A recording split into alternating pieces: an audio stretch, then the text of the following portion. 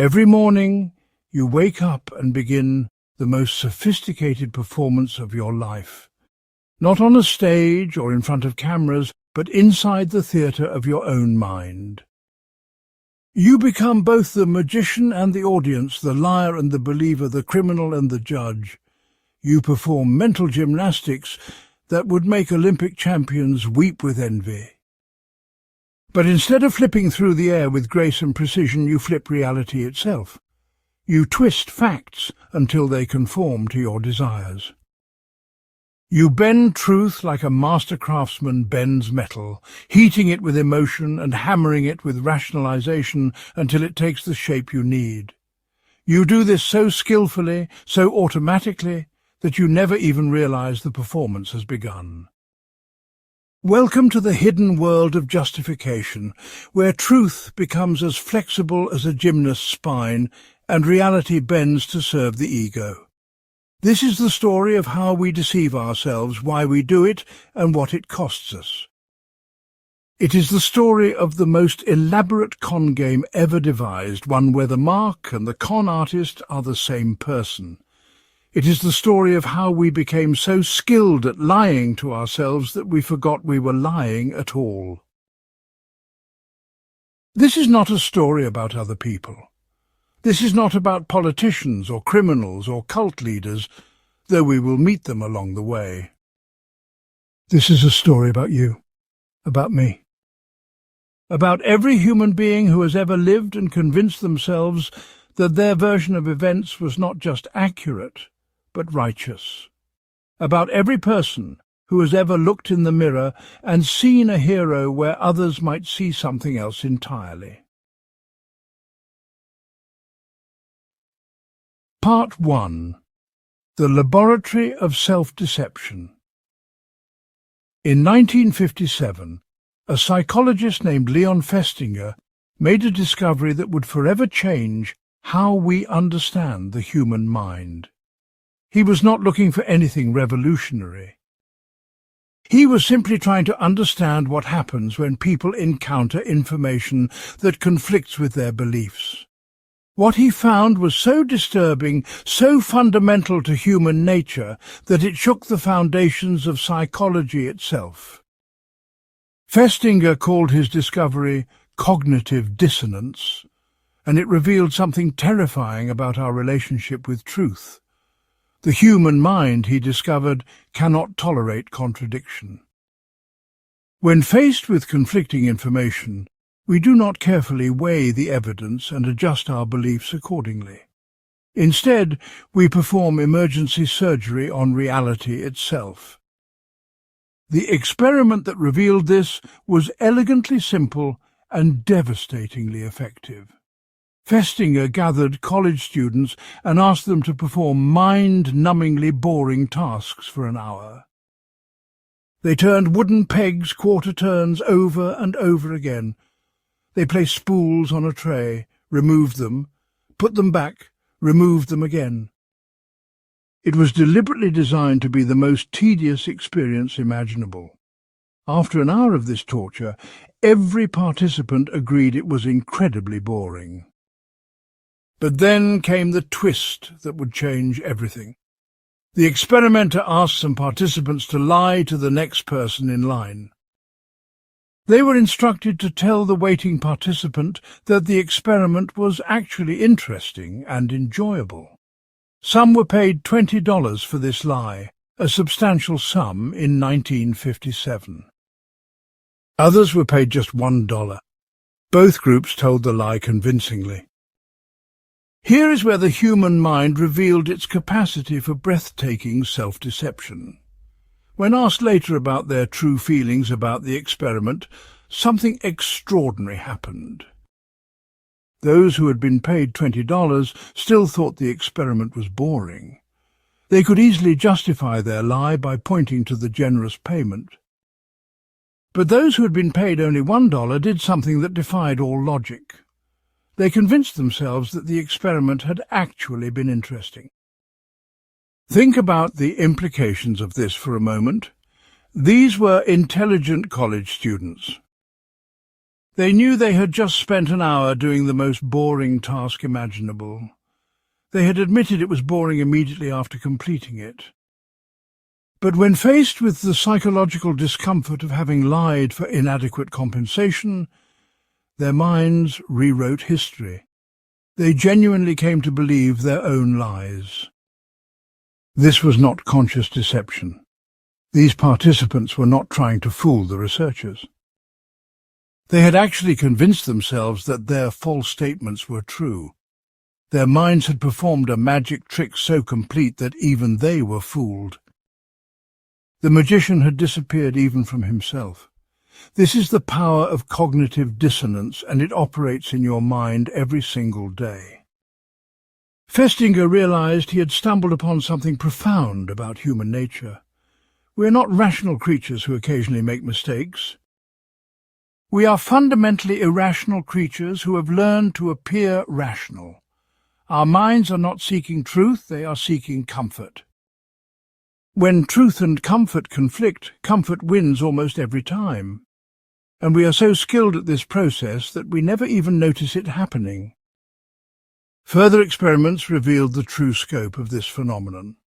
Festinger studied a doomsday cult that predicted the world would end on a specific date. When the date passed, and the world stubbornly continued to exist, the cult members did not abandon their beliefs. Instead, they decided that their faith had actually saved the world. The failure of their prediction became proof of their success. This is cognitive dissonance in its purest form. Reality bent so completely that failure becomes victory. But Festinger's most chilling discovery was yet to come. Modern brain imaging technology has revealed the actual mechanics of this mental magic trick. When we experience cognitive dissonance, something remarkable happens inside our skulls. The areas of the brain responsible for rational thought begin to shut down. Meanwhile, the emotional centers light up like a Christmas tree. Our reasoning mind goes offline just when we need it most. Scientists have watched this happen in real time using brain scanners. They can literally see the moment when logic surrenders to emotion.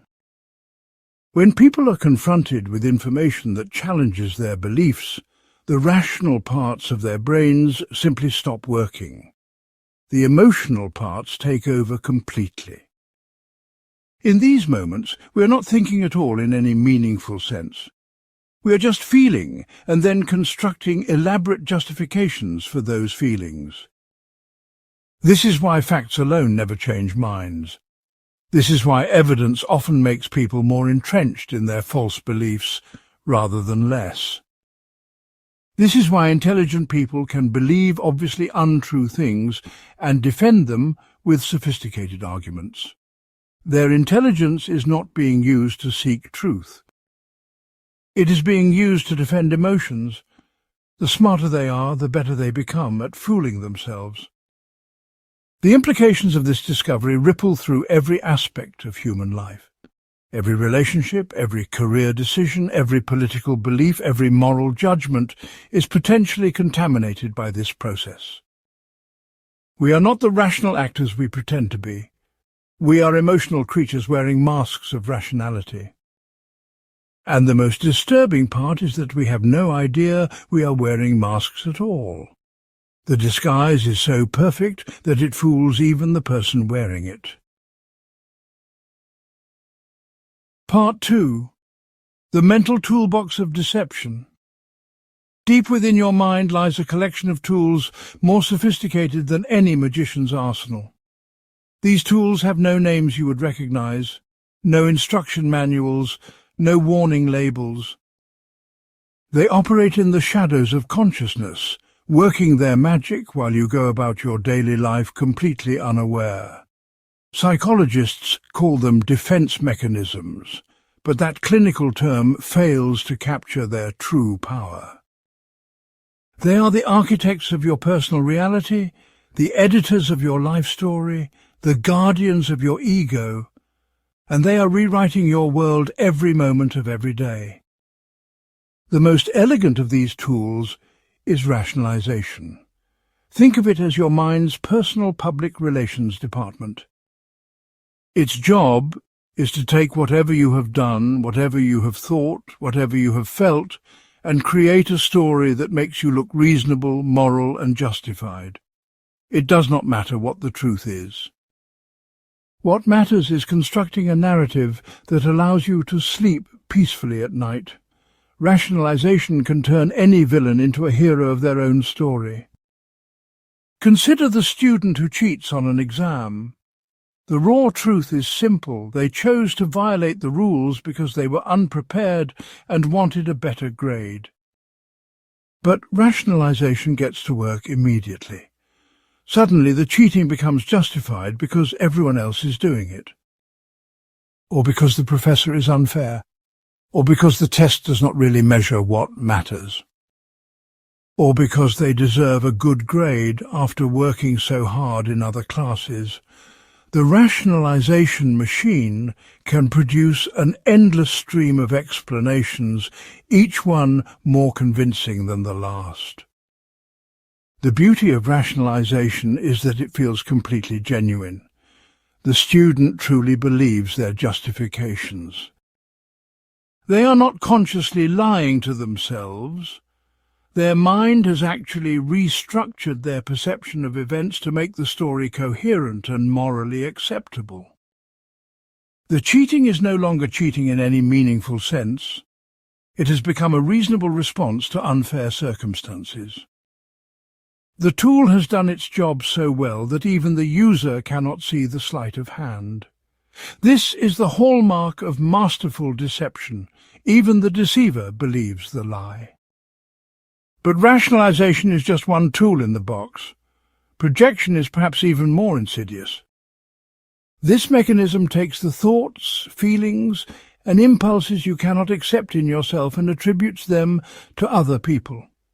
It turns your inner world inside out, making external what you cannot bear to keep internal.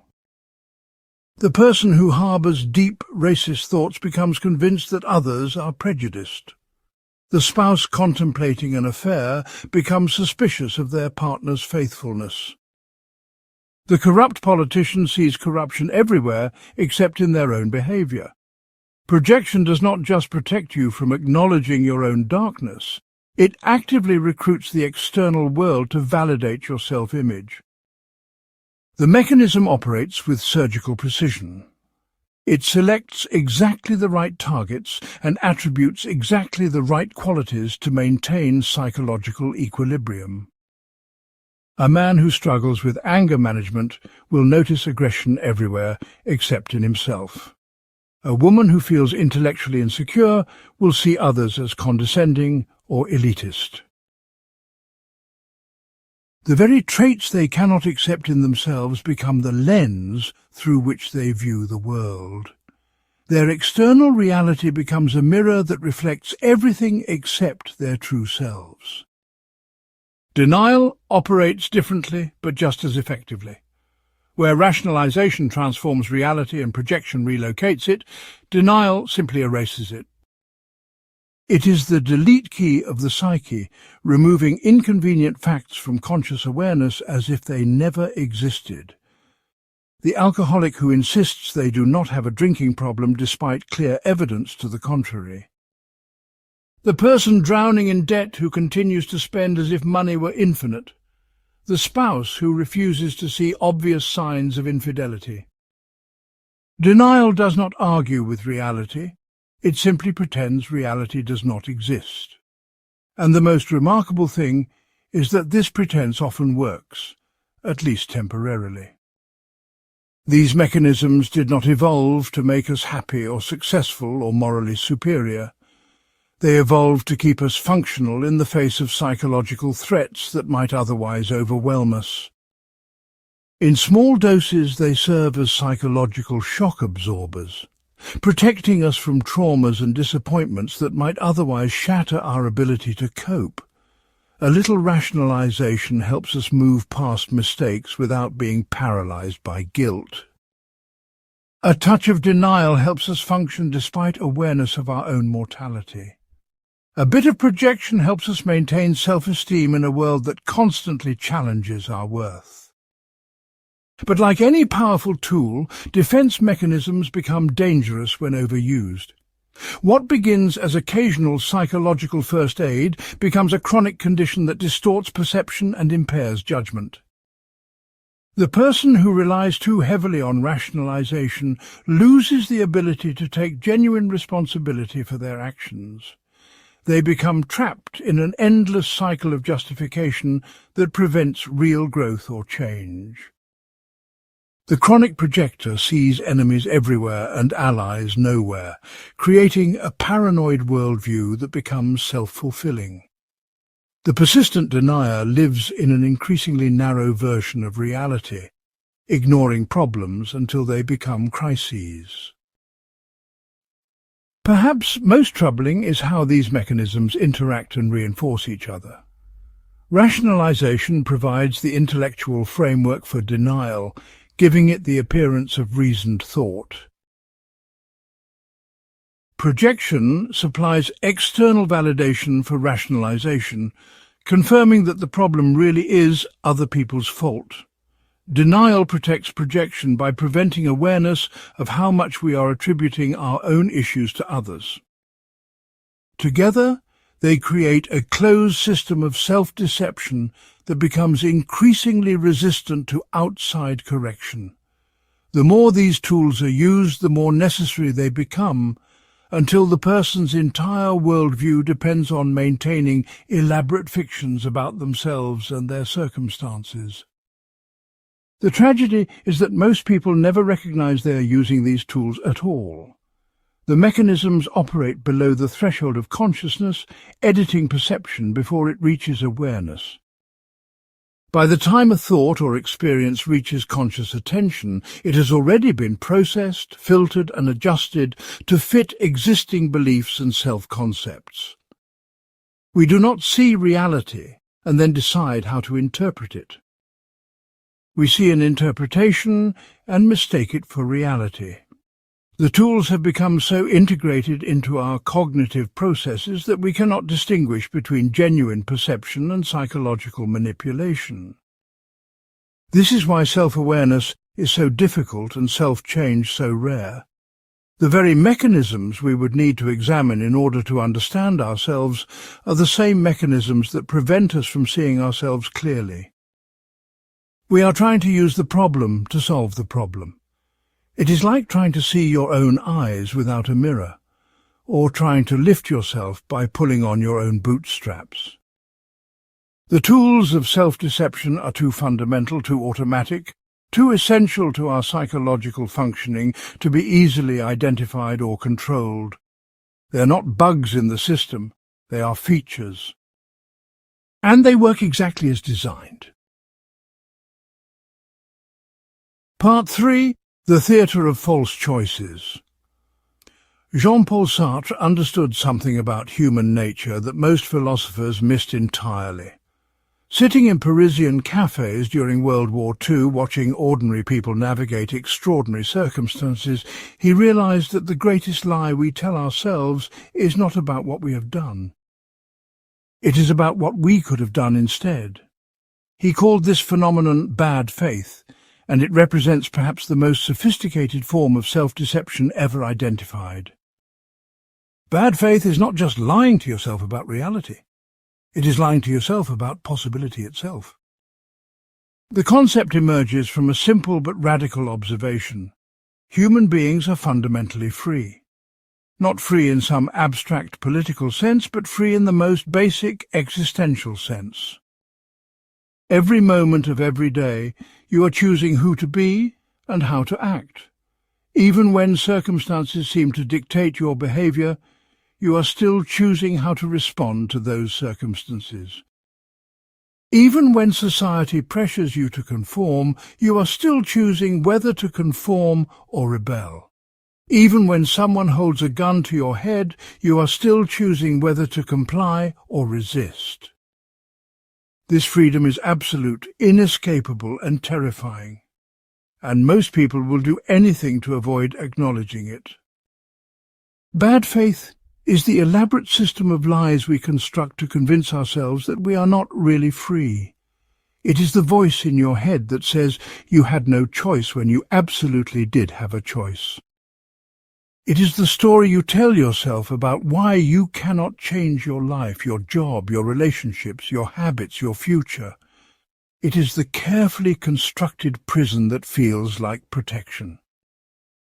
And the most insidious part is that bad faith often looks and feels exactly like wisdom, maturity, and responsible decision-making. It disguises cowardice as prudence and paralysis as pragmatism. Sartre illustrated this with the image of a waiter in a cafe. Watch any waiter closely, he suggested, and you will see someone performing the role of being a waiter rather than simply being themselves while doing the work of waiting tables. The movements are too precise, too deliberate, too theatrical. The smile is too practiced, the posture too perfect, the mannerisms too pronounced. This person has disappeared entirely into their role, convincing themselves that they are nothing more than a waiter, that this identity defines and constrains everything they can be. They have traded the anxiety of unlimited possibility for the comfort of a narrow, predetermined existence. We all do this in countless ways throughout our lives. The mother who claims she has no choice but to sacrifice her dreams for her children. The employee who insists they cannot leave their job because of responsibilities, mortgages, and practical concerns. The spouse who stays in an unhappy marriage because divorce would be too complicated, too expensive, too disruptive. In each case, the person is transforming genuine choices into apparent necessities. They are converting freedom into fate, possibility into obligation. The process is so subtle and so convincing that even the person doing it rarely notices. The mother genuinely believes she has no alternatives. The employee truly feels trapped by circumstances beyond their control. The unhappy spouse honestly thinks they are being responsible and mature by staying in a destructive relationship. But Sartre would argue that all of these people are lying to themselves about the fundamental structure of their existence. They are free beings pretending to be things, subjects masquerading as objects, creators of their own reality claiming to be victims of external forces. Bad faith takes many forms, but they all share the same basic pattern, the transformation of choice into necessity. Sometimes this happens through the denial of options that clearly exist. The person claims they cannot do something that they obviously could do if they were willing to accept the consequences. Sometimes it happens through the inflation of obstacles that are real but surmountable. The person acknowledges that alternatives exist, but exaggerates the difficulties involved in pursuing them. Sometimes it happens through the adoption of external authorities that supposedly dictate behavior. The person claims they must act in certain ways because of what society expects, what their family demands, what their religion requires, what their culture mandates. In every case, the person is using external forces to avoid the responsibility and anxiety that comes with genuine freedom. Consider the young woman on a first date, another of Sartre's famous examples. Her companion compliments her physical appearance, but she chooses to interpret the compliment as being directed at her personality or intelligence instead. When he takes her hand, she neither accepts the gesture nor rejects it. Instead, she allows her hand to rest passively in his, as if it were an object disconnected from her will and consciousness. She is trying to avoid making a choice about the romantic possibilities of the evening by pretending that no choice is being demanded of her. But of course, her very attempt to avoid choosing is itself a choice, one that maintains ambiguity while postponing responsibility. This is the paradox at the heart of bad faith. It is impossible to escape freedom even when trying to deny it. The act of denying your freedom is itself an exercise of that freedom. The choice to pretend you have no choices is still a choice. The decision to see yourself as a victim of circumstances is still a decision. You cannot actually stop being free, no matter how convincingly you tell yourself otherwise. You can only lie about your freedom, and that lie becomes another link in the chain of choices that defines your existence. But why would anyone choose to lie to themselves about something so fundamental? Because freedom is terrifying. If you are truly free, then you are truly responsible for everything you do and everything you become. If you are truly free, then your failures are your fault, your successes are your achievement, and your future is entirely in your hands. If you are truly free, then you cannot blame your parents, your circumstances, your society, your genes, your past, or your limitations for the shape of your life. Freedom means that every moment is a moment of judgment. Every choice is a moral choice. Every action is a statement about who you are and who you choose to be. This level of responsibility is almost unbearable for most people. It is much easier to believe that your life is determined by forces beyond your control than to acknowledge that you are creating it moment by moment through your choices.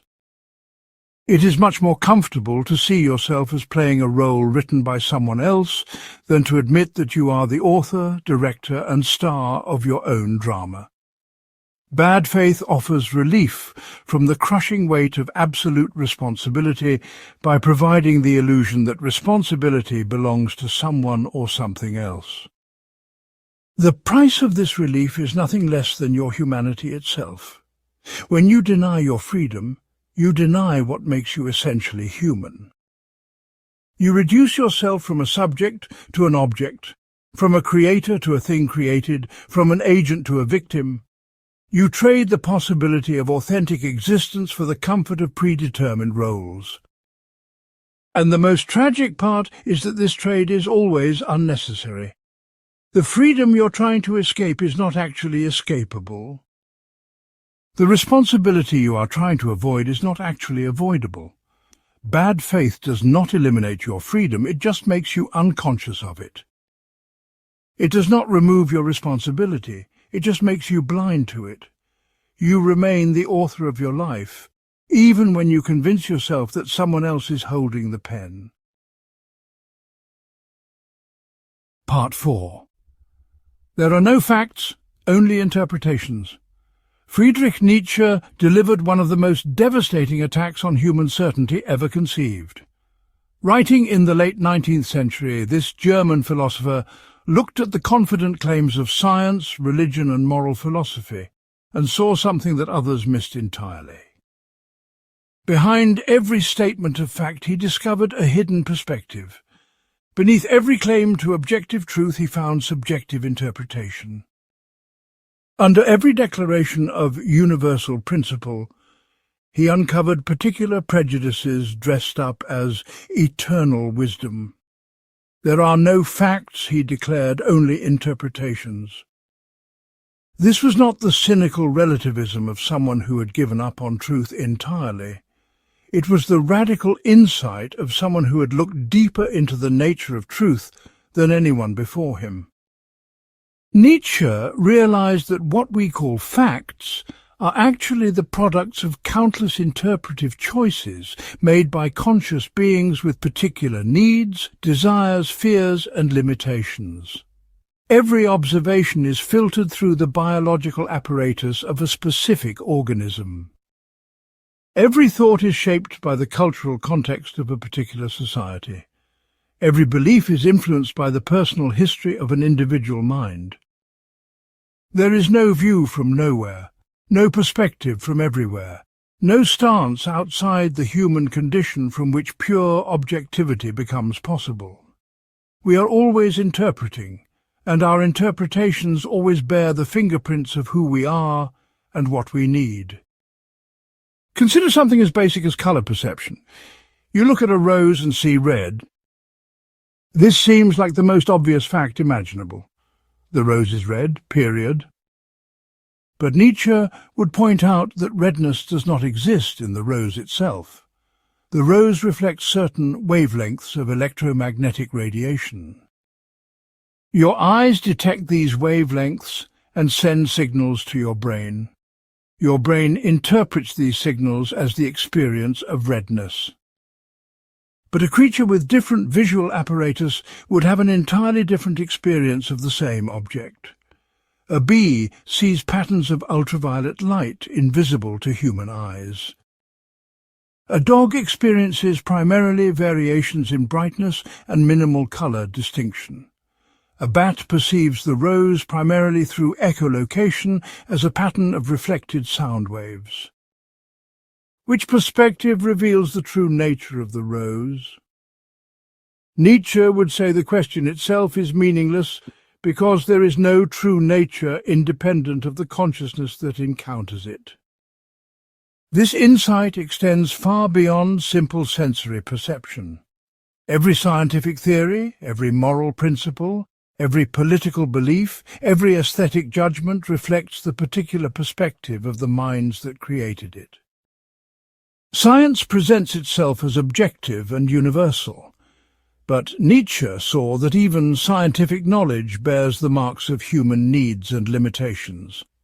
We ask the questions that interest us, using methods that make sense to us, seeking answers that serve our purposes. The periodic table of elements is not a neutral description of reality, but a human organizational scheme imposed on natural phenomena to satisfy human curiosity and enable human manipulation of the environment. It is useful, perhaps even indispensable, but it is not objective truth in any absolute sense. Moral beliefs reveal their perspectival nature even more clearly. Every culture develops moral systems that reflect its particular circumstances, challenges and values. The warrior societies of ancient Sparta celebrated courage, honour and self-sacrifice in battle. The merchant cultures of Renaissance Italy emphasized prudence, calculation and commercial success. The religious communities of medieval Europe prioritized humility, charity and spiritual devotion. Each system makes perfect sense within its own context and serves the needs of its own people. But none can claim universal validity because each emerges from a particular way of life and serves particular purposes. What counts as virtue in one context may be vice in another. Nietzsche called this insight perspectivism, and he saw it as both liberating and terrifying. Liberating because it frees us from the tyranny of supposedly objective authorities that claim to know the one true way to live, think and act. If there are no absolute facts, then there are no absolute authorities. If all truth claims are perspectival, then no perspective can legitimately dominate all others. Every viewpoint becomes one voice in an ongoing conversation rather than the final word that ends all discussion. This opens up space for creativity, experimentation, and the development of new ways of understanding and valuing existence.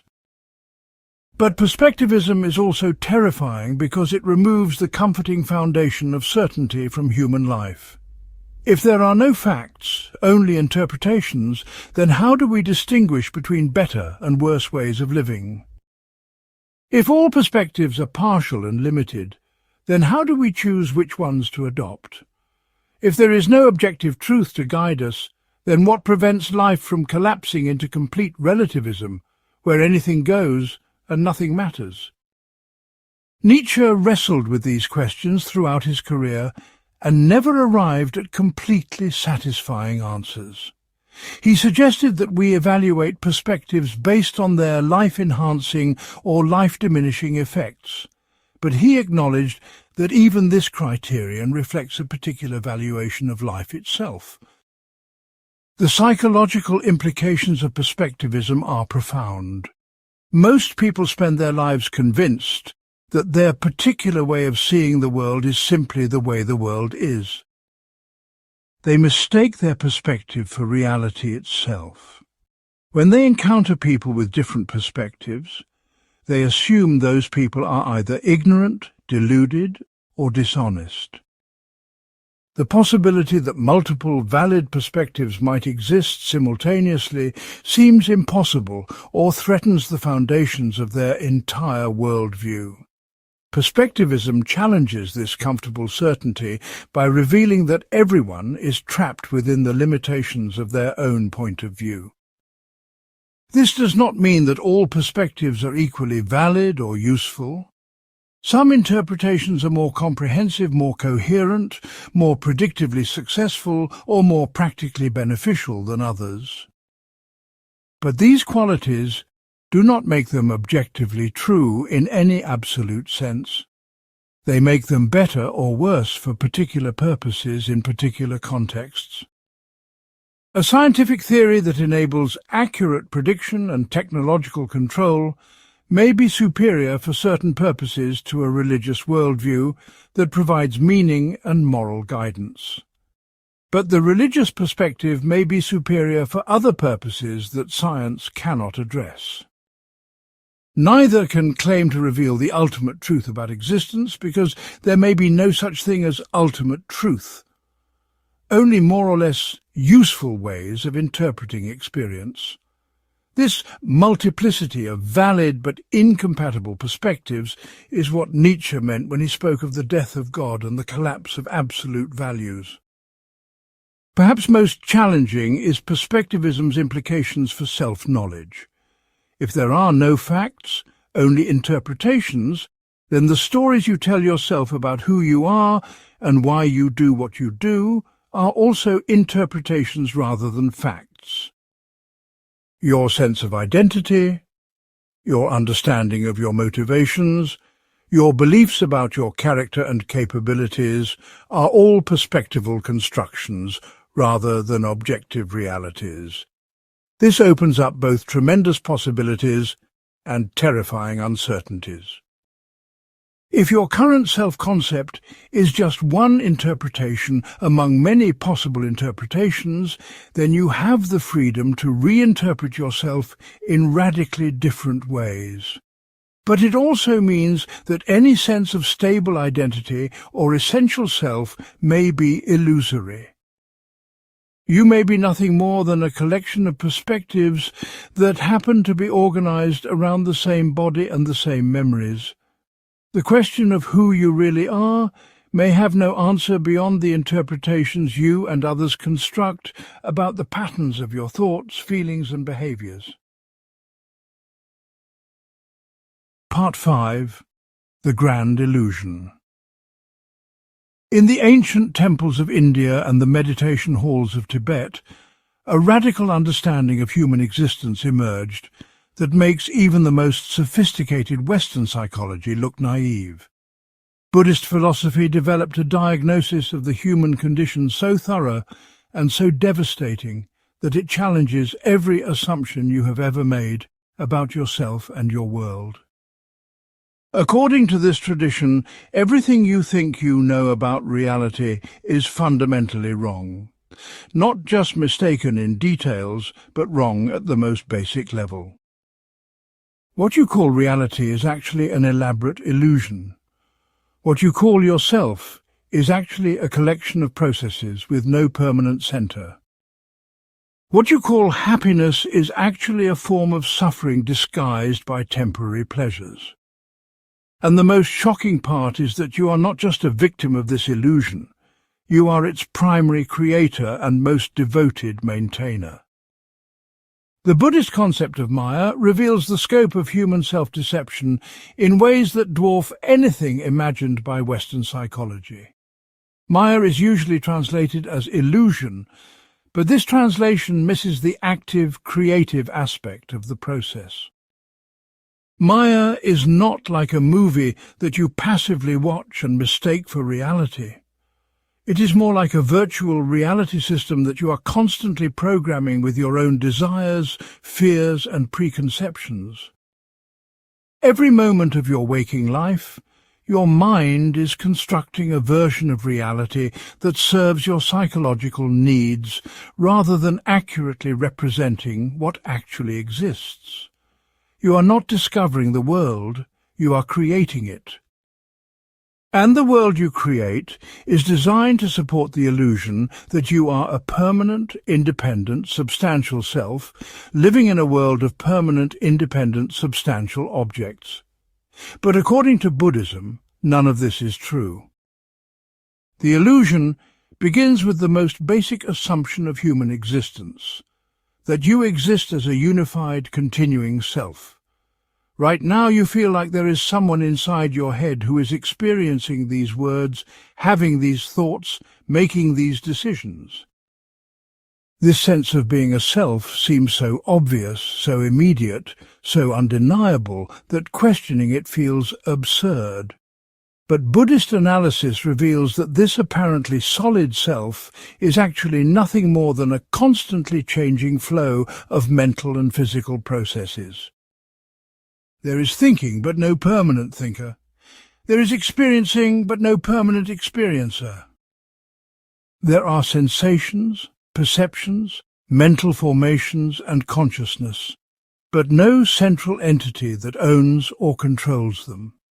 What you call yourself is like a river that maintains the appearance of being the same body of water while actually consisting of completely different molecules from moment to moment.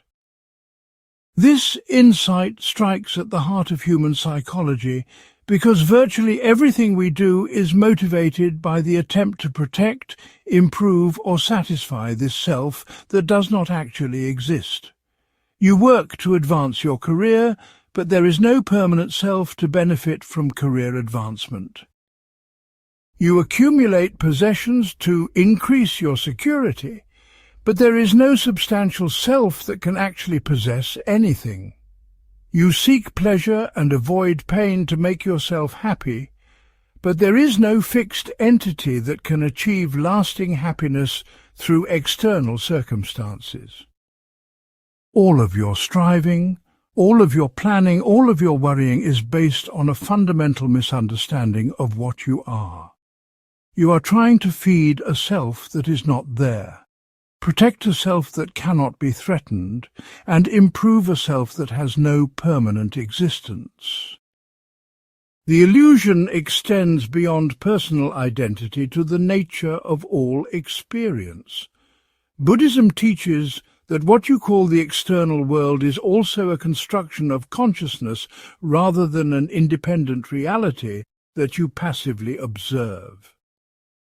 Every perception is shaped by past conditioning, present desires, and unconscious mental formations.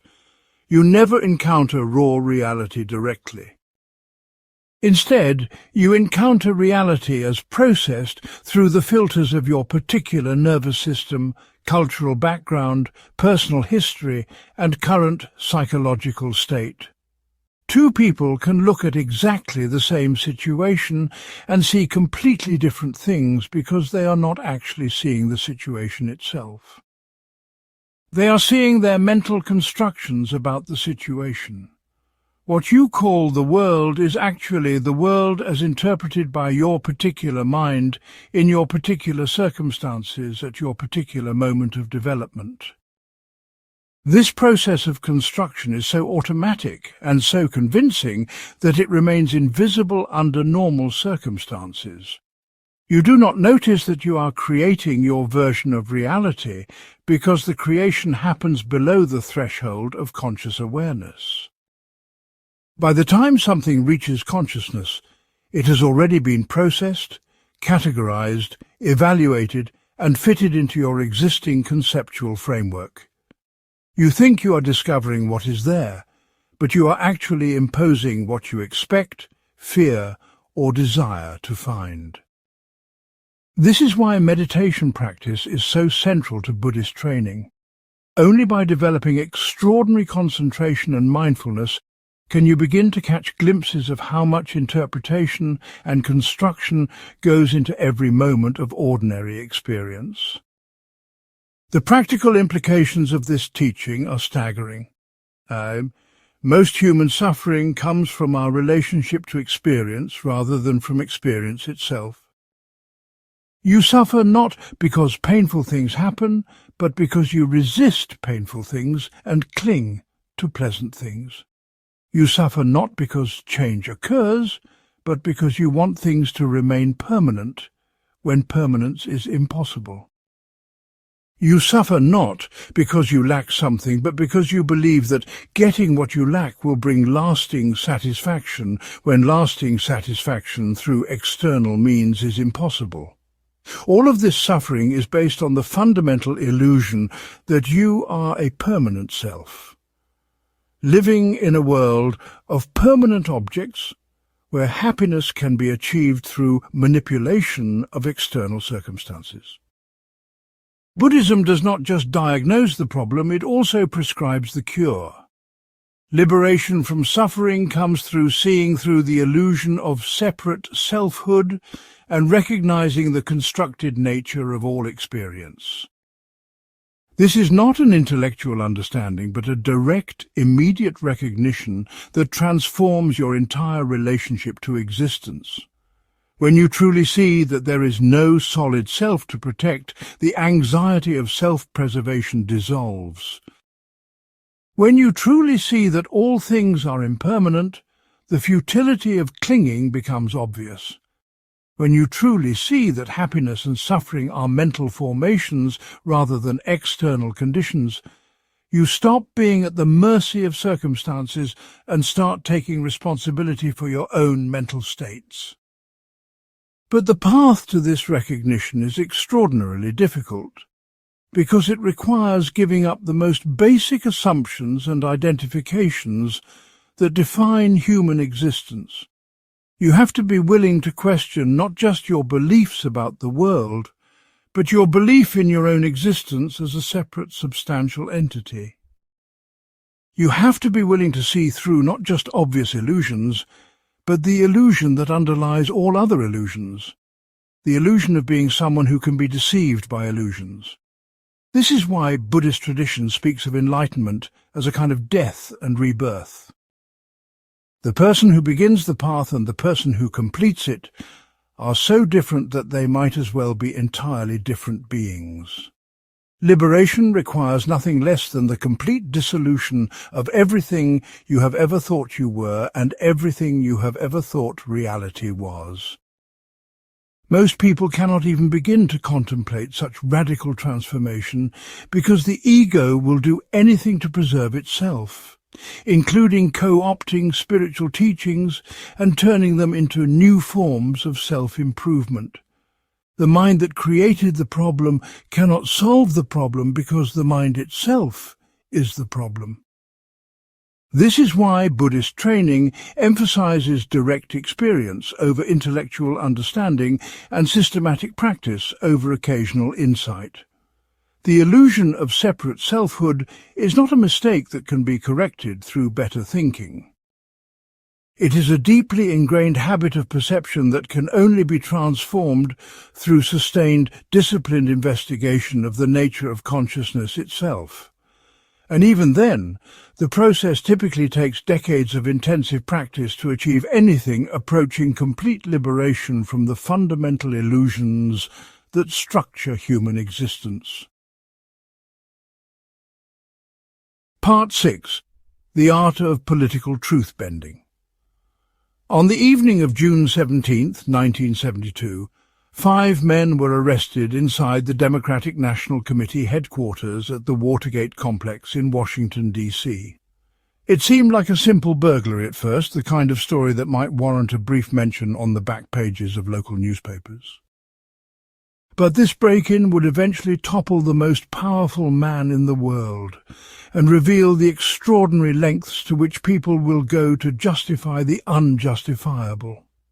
The Watergate scandal became a masterclass in the gymnastics of justification, showing how even intelligent, successful people can twist reality so completely that they convince themselves black is white and wrong is right. Richard Nixon had no direct knowledge of the Watergate break-in, but his response to the crisis revealed something profound about human psychology under pressure. As evidence mounted, connecting the burglars to his re-election campaign, Nixon could have chosen transparency and accountability. Instead, he chose the path of justification, rationalization, and cover-up. Each decision seemed reasonable in isolation, each lie seemed necessary to protect a larger truth, each obstruction seemed justified by higher priorities. But taken together, these choices created a web of deception so complex that Nixon himself may have lost track of where truth ended and fiction began. The man who had reached the pinnacle of American political power destroyed himself not through evil genius, but through the ordinary human capacity for self-deception taken to extraordinary lengths. The process began with rationalization so sophisticated it could have been taught in philosophy courses. Nixon told himself that protecting the presidency was more important than revealing the truth about a minor political operation. He convinced himself that national security interests justified concealing information from investigators. He persuaded himself that his political enemies were using the situation to destroy him unfairly, which meant he was entitled to fight back using any necessary means. Each justification built on the previous one, creating a logical structure that made the cover-up seem not just reasonable but morally necessary. Nixon was not thinking of himself as a criminal obstructing justice.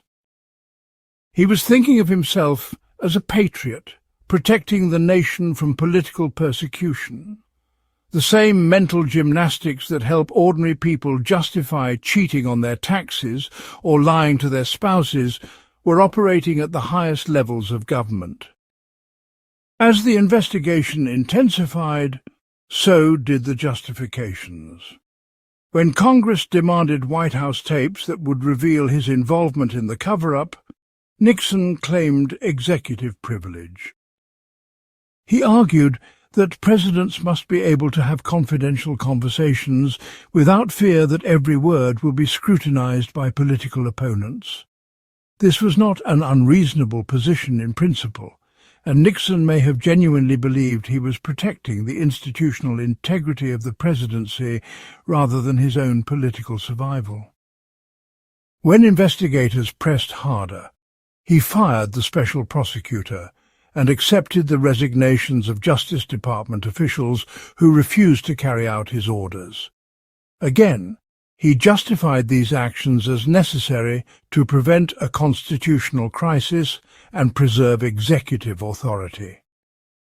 At each step, Nixon told himself a story that made him the defender of important principles rather than the perpetrator of criminal obstruction. The story was so compelling that it convinced not just Nixon but many of his supporters who saw him as a victim of partisan persecution rather than an architect of corruption. The most revealing moment came when Nixon declared, "I am not a crook." By this point, his administration was collapsing around him. Investigations had revealed systematic abuse of power, and even his closest allies were abandoning ship. But Nixon genuinely seemed to believe his own words. In his mind, he was not a crook because crooked implies selfish criminal intent, and he had convinced himself that everything he did was motivated by larger purposes. He was protecting national security, preserving executive authority, defending the presidency from partisan attack, serving the greater good. The lies, the obstruction, the abuse of power were not criminal acts in his internal narrative. They were necessary evils undertaken reluctantly in service of higher purposes. This is the terrifying power of justification. It can transform any villain into the hero of his own story. Nixon's approval ratings tell the story of collective justification in action. He began his second term with a 68% approval rating, riding high on foreign policy successes and electoral triumph. As Watergate revelations emerged, his ratings fell steadily but slowly. 31% of Americans still supported him even after months of devastating testimony and evidence. These were not people who thought Nixon was innocent of wrongdoing. Many acknowledged that he had probably committed crimes, but justified their continued support through elaborate rationalizations. They argued that all politicians were corrupt, and Nixon was no worse than others. They claimed that his foreign policy achievements outweighed his domestic scandals. They insisted that removing a president would damage the country more than keeping a flawed one. They convinced themselves that the investigation itself was the real threat to democracy, rather than the crimes being investigated. Political justification operates differently from personal justification because it involves group identity and tribal loyalty. Supporting Nixon was not just about Nixon himself, but about defending a particular vision of America, a particular political party, a particular set of values. Admitting that Nixon was corrupt meant admitting that their political judgment had been wrong, their team had chosen poorly, their worldview needed revision. For many people, it was easier to justify Nixon's behavior than to undergo the psychological upheaval of changing their fundamental political allegiances. They performed mental gymnastics not just to protect Nixon, but to protect their own sense of identity and belonging. This is why political scandals often strengthen rather than weaken partisan divisions. The more evidence emerges of wrongdoing, the more elaborate the justifications become, and the more invested people become in defending their original positions. Truth becomes secondary to tribal loyalty, and facts become weapons in a war where victory matters more than accuracy. The Watergate story reveals how justification can become a form of collective madness that spreads through entire institutions. Nixon's closest advisers, many of them intelligent and previously ethical people, found themselves participating in increasingly elaborate deceptions. They told themselves they were protecting the president, serving the country, preserving political stability. Each person's justifications reinforced the others, creating a closed system where dissent became treason and truth-telling became betrayal. The White House became a bubble of shared delusion where reality was whatever the group needed it to be, and loyalty was measured by willingness to participate in collective self-deception. This is how good people end up doing terrible things, not through sudden moral collapse, but through gradual accommodation to increasingly untenable positions. The ultimate tragedy of Watergate was not that Nixon fell from power, but that he fell unnecessarily. The original crime was relatively minor, and a straightforward acknowledgement of wrongdoing might have resulted in minimal political damage. But the cover-up became far worse than the crime because justification has its own momentum that is almost impossible to stop once it begins. Each lie requires additional lies to support it. Each rationalization demands further rationalizations to maintain coherence. Each step deeper into deception makes it harder to return to truth because the cost of admission keeps growing. Nixon became trapped in a web of his own justifications, unable to escape because escape would require acknowledging the full scope of his self-deception. He chose to destroy his presidency rather than admit he had been wrong. This is the ultimate destination of unchecked justification, not just the distortion of truth, but the complete subordination of reality to the demands of the ego. Part 7. Prophets of Delusion. In the hills of California during the late 1960s, a failed musician named Charles Manson gathered around himself a group of young followers who would eventually commit some of the most shocking murders in American history. In the jungles of Guyana, a charismatic preacher named Jim Jones convinced over 900 people to drink poison in what he called a revolutionary act of protest. In the ranchlands of Texas, a religious leader named David Koresh created a community so isolated from reality that it ended in flames when federal agents came to investigate allegations of child abuse and weapons violations. These are not stories about monsters and madmen, though they have often been told that way. These are stories about the ultimate destination of human justification when it operates without any external constraints or internal skepticism. Cult leaders are not alien beings with supernatural powers of persuasion. They are human beings who have mastered the art of exploiting the same psychological mechanisms that operate in every human mind. They are artists of justification who create masterpieces of self-deception so compelling that intelligent, educated people willingly surrender their critical thinking, their personal autonomy, and sometimes their lives. The process begins with what researchers call love bombing, an overwhelming display of affection, attention, and acceptance that makes new recruits feel special, chosen, and deeply valued. This is not accidental or spontaneous warmth, but a calculated strategy designed to create psychological dependency. Most people join cults during periods of vulnerability, after personal losses, during life transitions, when feeling isolated or searching for meaning. The cult offers exactly what these people most desperately need: belonging, purpose, answers, and unconditional acceptance.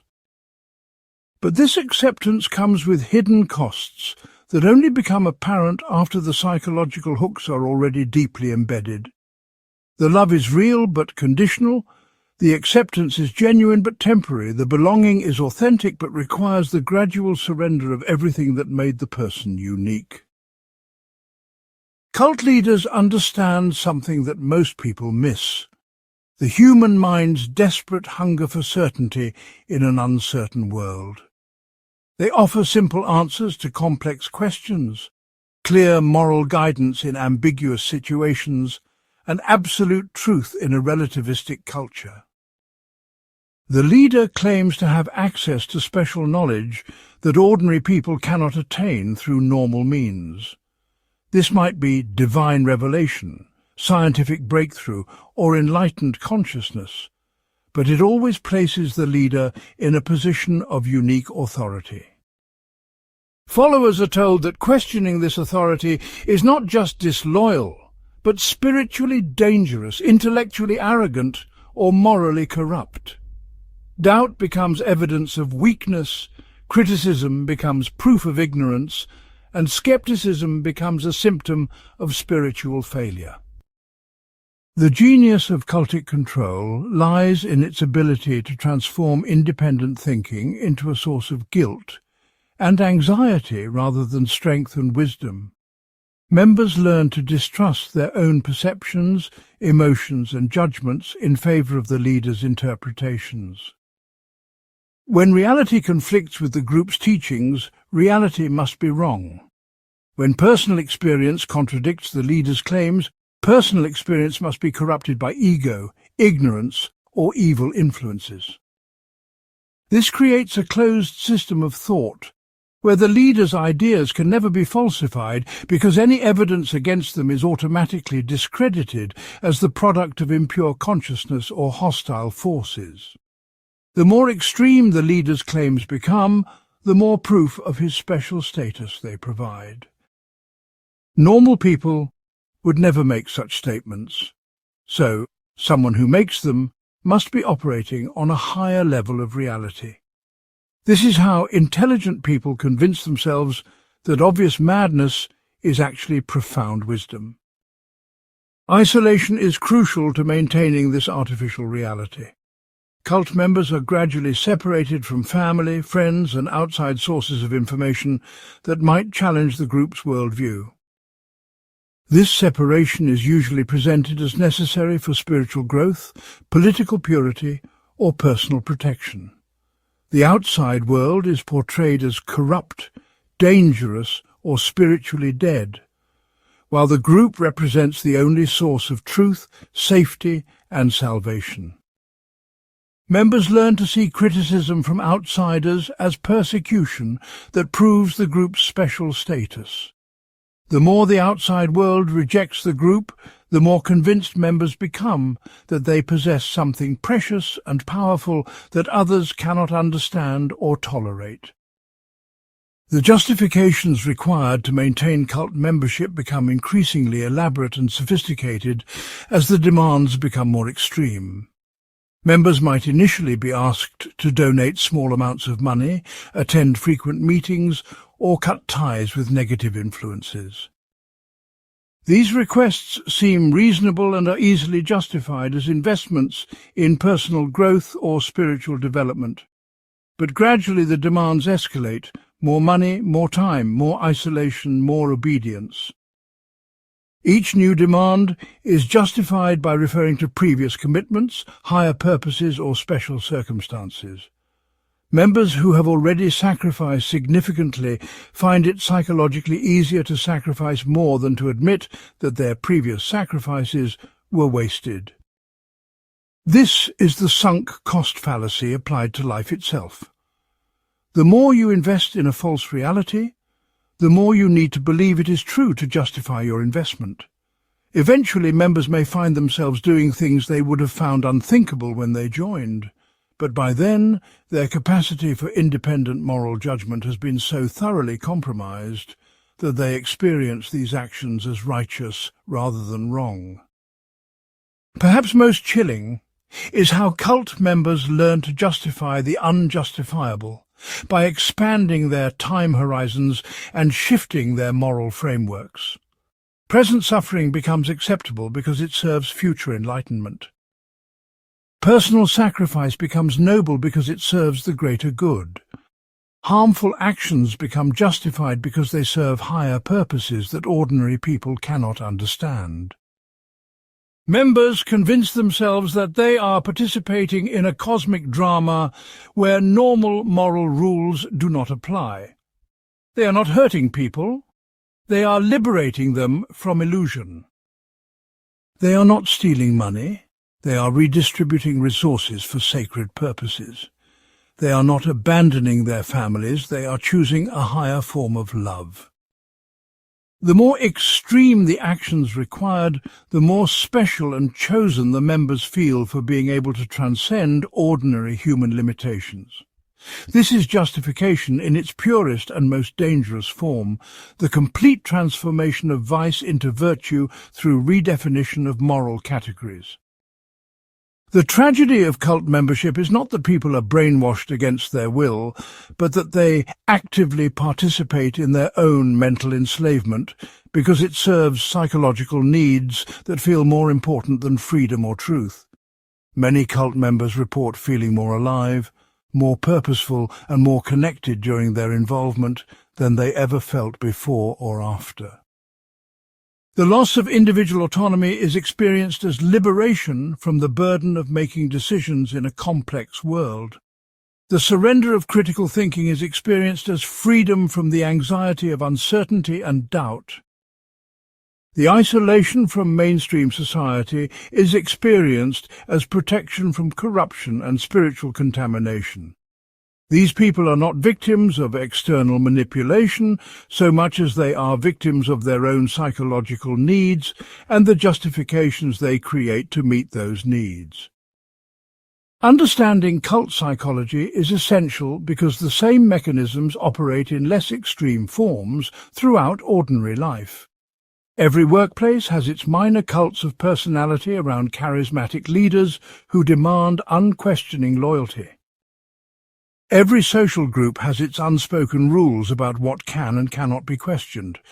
Every ideology has its true believers who see dissent as betrayal and criticism as evidence of moral or intellectual failure. The difference between cult members and ordinary people is not the presence or absence of justification, but the degree to which external reality is allowed to challenge internal narratives. When justification becomes total and reality becomes completely subordinate to psychological need, cult-like thinking emerges. And once that process begins, it has its own momentum that can carry people to destinations they never intended to reach. The road to extremism is paved with small justifications that seem reasonable at the time, but lead to places where reason itself becomes the enemy. Part 8. Corporate Theatre. In the gleaming towers of downtown Houston, executives at Enron Corporation convinced themselves they were revolutionizing the energy industry and creating wealth for millions of shareholders. In the headquarters of Wells Fargo Bank, managers persuaded themselves that aggressive sales tactics were serving customers by providing them with valuable financial products. In the boardrooms of Arthur Andersen, partners told themselves that creative accounting practices were legitimate business strategies that helped clients succeed in competitive markets. These were not criminal conspiracies hatched by movie villains in smoke-filled rooms. These were elaborate systems of collective self-deception that allowed thousands of intelligent, educated professionals to participate in fraud while maintaining their self-image as ethical business leaders. Corporate scandals reveal how justification operates not just in individual minds, but in entire organizational cultures that make the unthinkable seem not only acceptable, but virtuous. The Enron story begins with a genuinely innovative business model that gradually morphed into an elaborate fiction sustained by increasingly desperate justifications. Kenneth Lay and Jeffrey Skilling created a company that traded energy derivatives, allowing producers to hedge against price fluctuations while generating profits for Enron. This was legitimate business that served real economic functions. But as competition increased and easy profits became harder to find, the company began using accounting techniques that pushed the boundaries of legality and eventually shattered them entirely. Each step seemed reasonable in isolation. Each innovation seemed like clever business strategy. Each departure from standard practice seemed justified by the unique nature of Enron's business model. The executives told themselves they were pioneers developing new ways to create value in the new economy.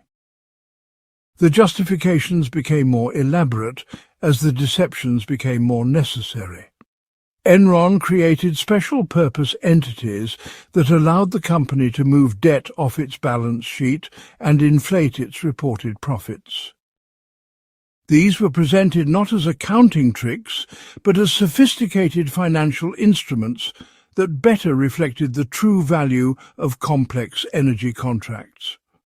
When auditors questioned these practices, Enron executives argued that traditional accounting standards were outdated and failed to capture the realities of modern business.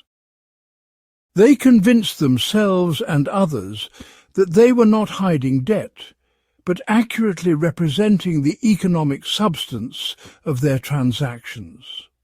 The fact that these practices made Enron's financial position appear stronger than it actually was became proof of their validity rather than evidence of their deceptive nature. As pressure mounted to maintain the appearance of continuous growth and profitability, the justifications became increasingly sophisticated and increasingly detached from reality.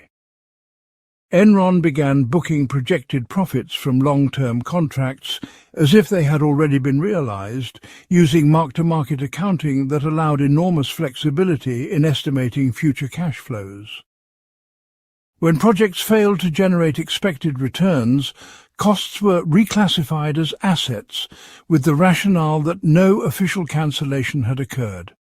When divisions underperformed, employees were moved around and instructed to appear busy during analyst visits to create the impression of robust activity.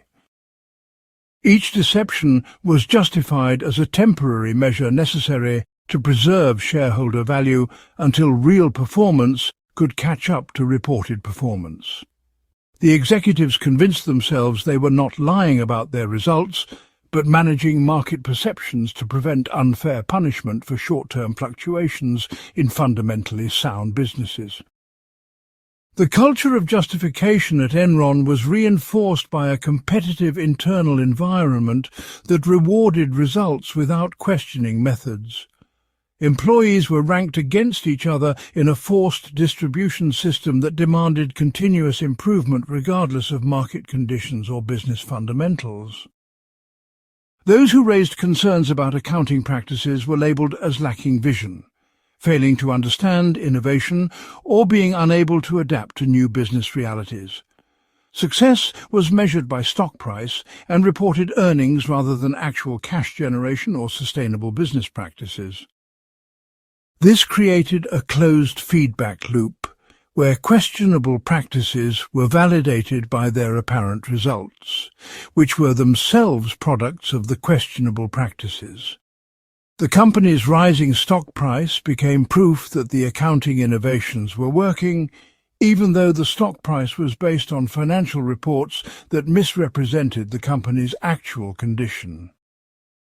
Wells Fargo's fake account scandal revealed a different but equally powerful form of corporate justification. The bank's executives convinced themselves that aggressive cross-selling goals served customers by ensuring they had access to all the financial products they needed. Branch employees were pressured to open multiple accounts for each customer and sell additional services regardless of whether customers wanted or needed them. When employees objected that these expectations were unrealistic and potentially harmful to customers, managers responded that the goals reflected the bank's commitment to comprehensive customer service. Opening unnecessary accounts was reframed as proactive relationship building. Selling unwanted products was redefined as customer education about available options. As the pressure intensified, employees began opening accounts without customer knowledge or consent, creating fake email addresses and forging signatures to meet their quotas. These actions were justified as temporary measures to avoid termination, while employees worked to build legitimate customer relationships. Managers who discovered these practices often chose to ignore them rather than miss district performance targets that could damage their careers. They told themselves that the unauthorized accounts would eventually be converted to legitimate accounts as customers came to appreciate the additional services. The fact that customers were being charged fees for accounts they never requested was minimized as a minor administrative issue that could be resolved through customer service. The systematic nature of the fraud was hidden by treating each incident as an isolated employee error rather than evidence of systemic problems with incentive structures and ethical standards. The most remarkable aspect of these corporate scandals was how they sustained themselves through collective self-deception that made individual moral reasoning nearly impossible. Employees found themselves trapped in systems where ethical behavior was punished and unethical behavior was rewarded, but where the unethical nature of required actions was carefully obscured through euphemistic language and sophisticated rationalizations. At Enron, fraud was called innovation. At Wells Fargo, deception was called customer service. At Arthur Andersen, professional negligence was called client advocacy. These were not cases of individual bad actors corrupting otherwise healthy organizations, but of organizational cultures that systematically corrupted otherwise ethical individuals by making misconduct seem not only acceptable but necessary and virtuous. The broader implications of corporate justification extend far beyond any individual company or scandal. When profit maximization becomes the sole measure of success and quarterly earnings become more important than long-term sustainability, entire industries can become captured by cultures of justification that normalize increasingly dangerous practices. Financial institutions justify predatory lending by claiming they are expanding access to credit for underserved populations. Pharmaceutical companies justify inflated drug prices by pointing to research and development costs while spending more on marketing than on actual research. Technology companies justify privacy violations by emphasizing the convenience and personalization their data collection enables. In each case, legitimate business purposes are used to justify practices that serve narrow corporate interests at the expense of broader social welfare. The tragedy of corporate justification is that it corrupts not just specific companies, but entire industries, and ultimately the broader culture's understanding of business ethics and social responsibility. When everyone is doing it, individual resistance becomes not just difficult, but seemingly pointless. When regulators are captured by industry perspectives and politicians depend on corporate campaign contributions, external accountability disappears.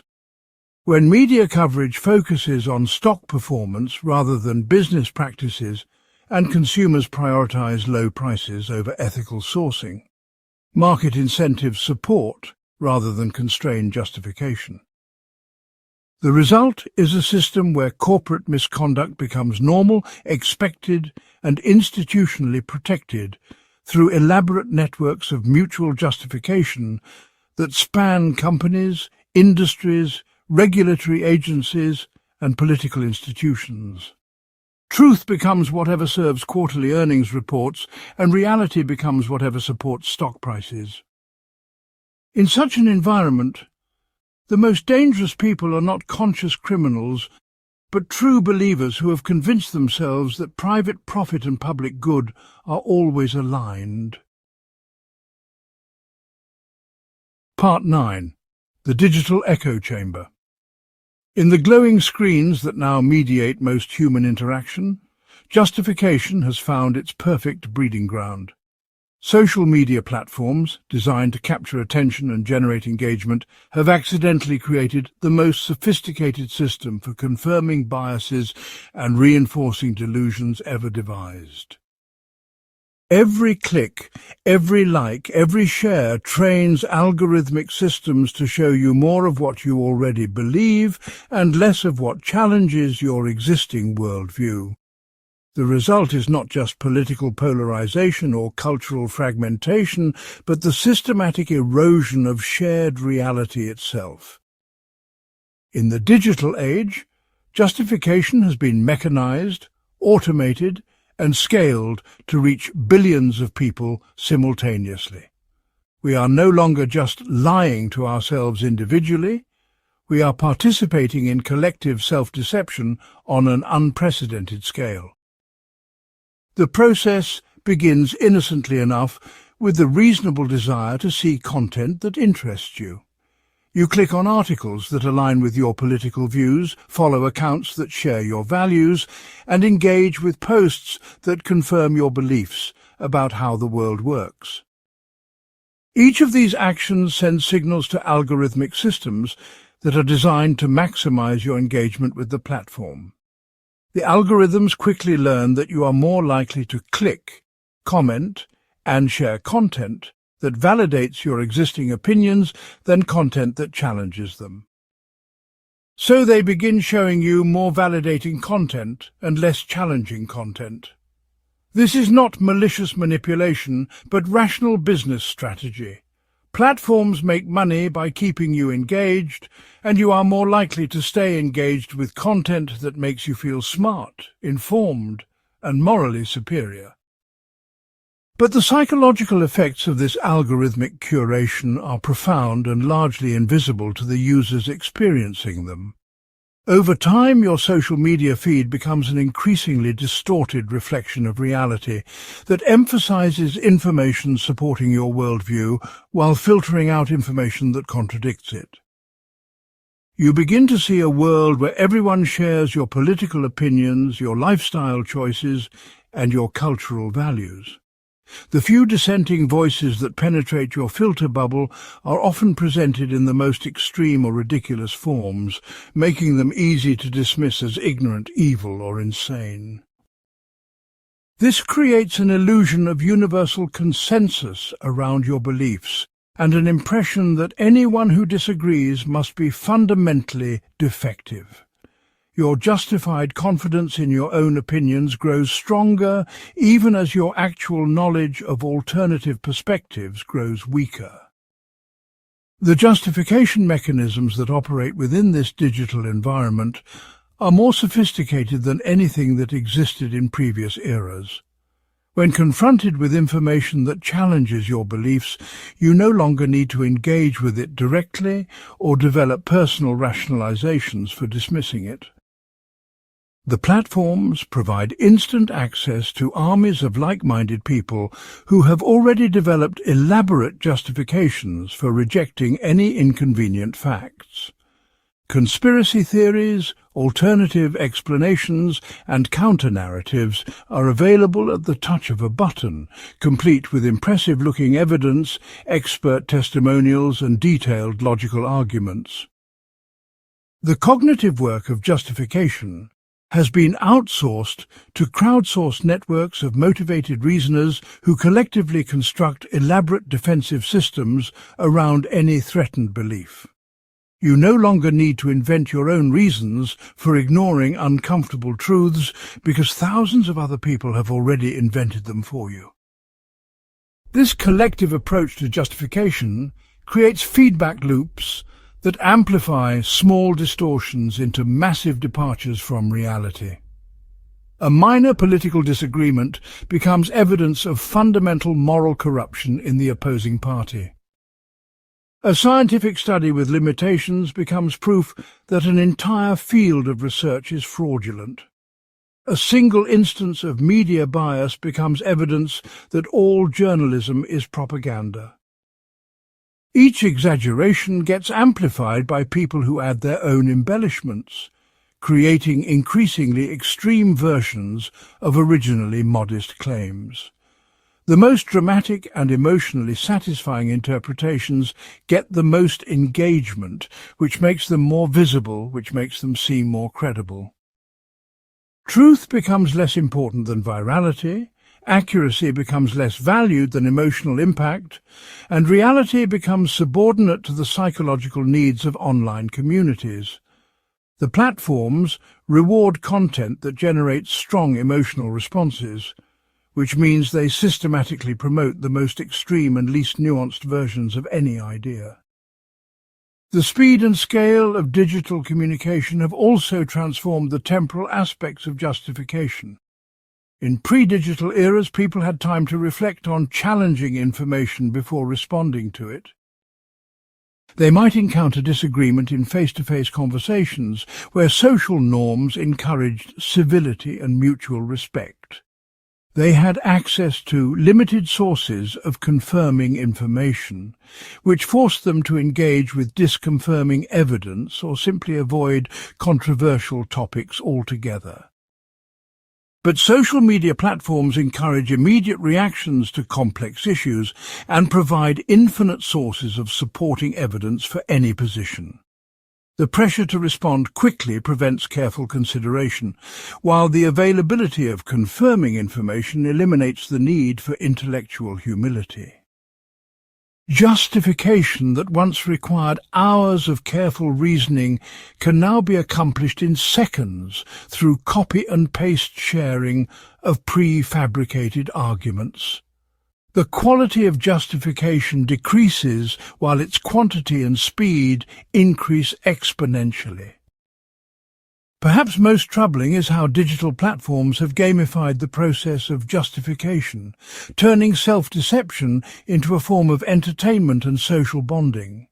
Sharing content that confirms group beliefs becomes a way of signaling tribal membership and earning social approval. Debunking opposing viewpoints becomes a competitive sport where the most creative and devastating critiques receive the most acclaim. Finding new evidence for existing beliefs becomes a treasure hunt where discovery of confirming information provides genuine pleasure and social status. People begin to enjoy the process of justification for its own sake rather than as a means to understand truth. The emotional rewards of vindication become more important than the intellectual rewards of accuracy. Communities form around shared justifications rather than shared truths, creating social incentives for increasingly elaborate self-deception. The most successful justifiers become influencers who build careers around helping others maintain their preferred delusions. The result is a fragmentation of reality that goes beyond simple disagreement about facts or values. Different online communities develop completely incompatible versions of what is happening in the world, each supported by its own experts, its own evidence, and its own logical frameworks. These communities do not just disagree about how to interpret shared experiences, they literally experience different realities mediated by their algorithmic feeds and social networks. A political event that one community sees as a historic victory is simultaneously seen by another community as a devastating defeat. A scientific study that one group celebrates as vindication of their beliefs is dismissed by another group as propaganda or fraud. A social trend that some people view as moral progress is perceived by others as cultural decay. Each community has sophisticated justifications for its interpretations and convincing explanations for why other communities are wrong. But the justifications are often mutually exclusive and based on fundamentally different assumptions about how the world works.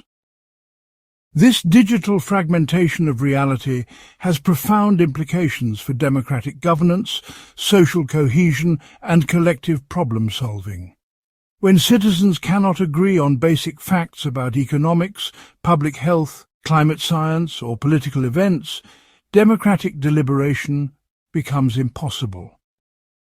When communities lose the ability to engage in good faith disagreement based on shared commitment to truth, social trust erodes and political conflict escalates. When people can always find expert justification for whatever they want to believe, expertise itself loses its authority and knowledge becomes just another form of opinion. The digital tools that were supposed to democratize information and empower citizens to make better decisions have instead created conditions where truth becomes whatever serves immediate psychological and social needs. In a world where justification is infinite and instant, the incentives for seeking truth disappear and the costs of self-deception become externalized to society as a whole. We're not just lying to ourselves anymore. We are building technological systems that lie to us more effectively than we could ever lie to ourselves. And we are paying these systems to do it because the lies feel better than the truth. Part 10.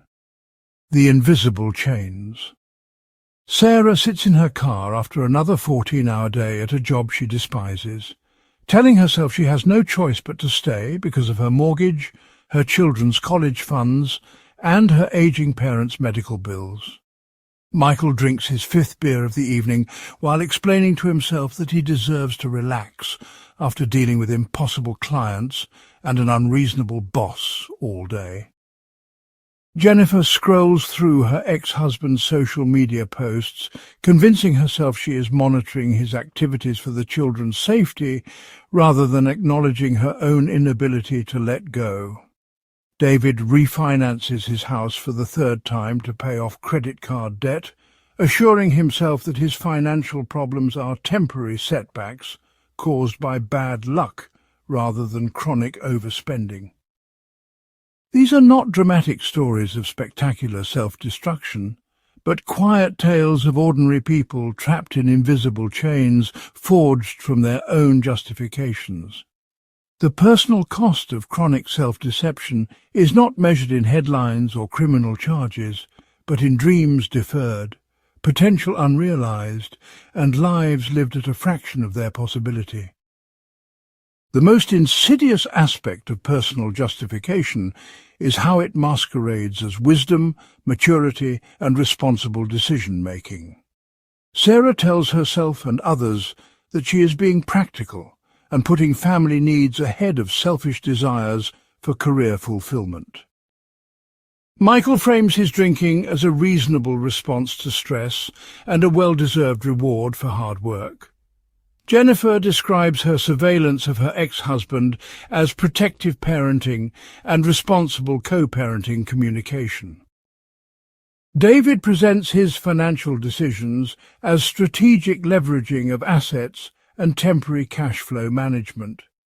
In each case, destructive patterns are repackaged as virtuous choices, making them not only psychologically acceptable but morally praiseworthy. The justifications are so convincing that friends and family often support them, creating social reinforcement for self-defeating behaviors. The person trapped in justification does not feel trapped at all, but rather feels wise, responsible, and unfairly burdened by circumstances beyond their control. But beneath these surface justifications lies a deeper layer of self-deception about personal agency and possibility.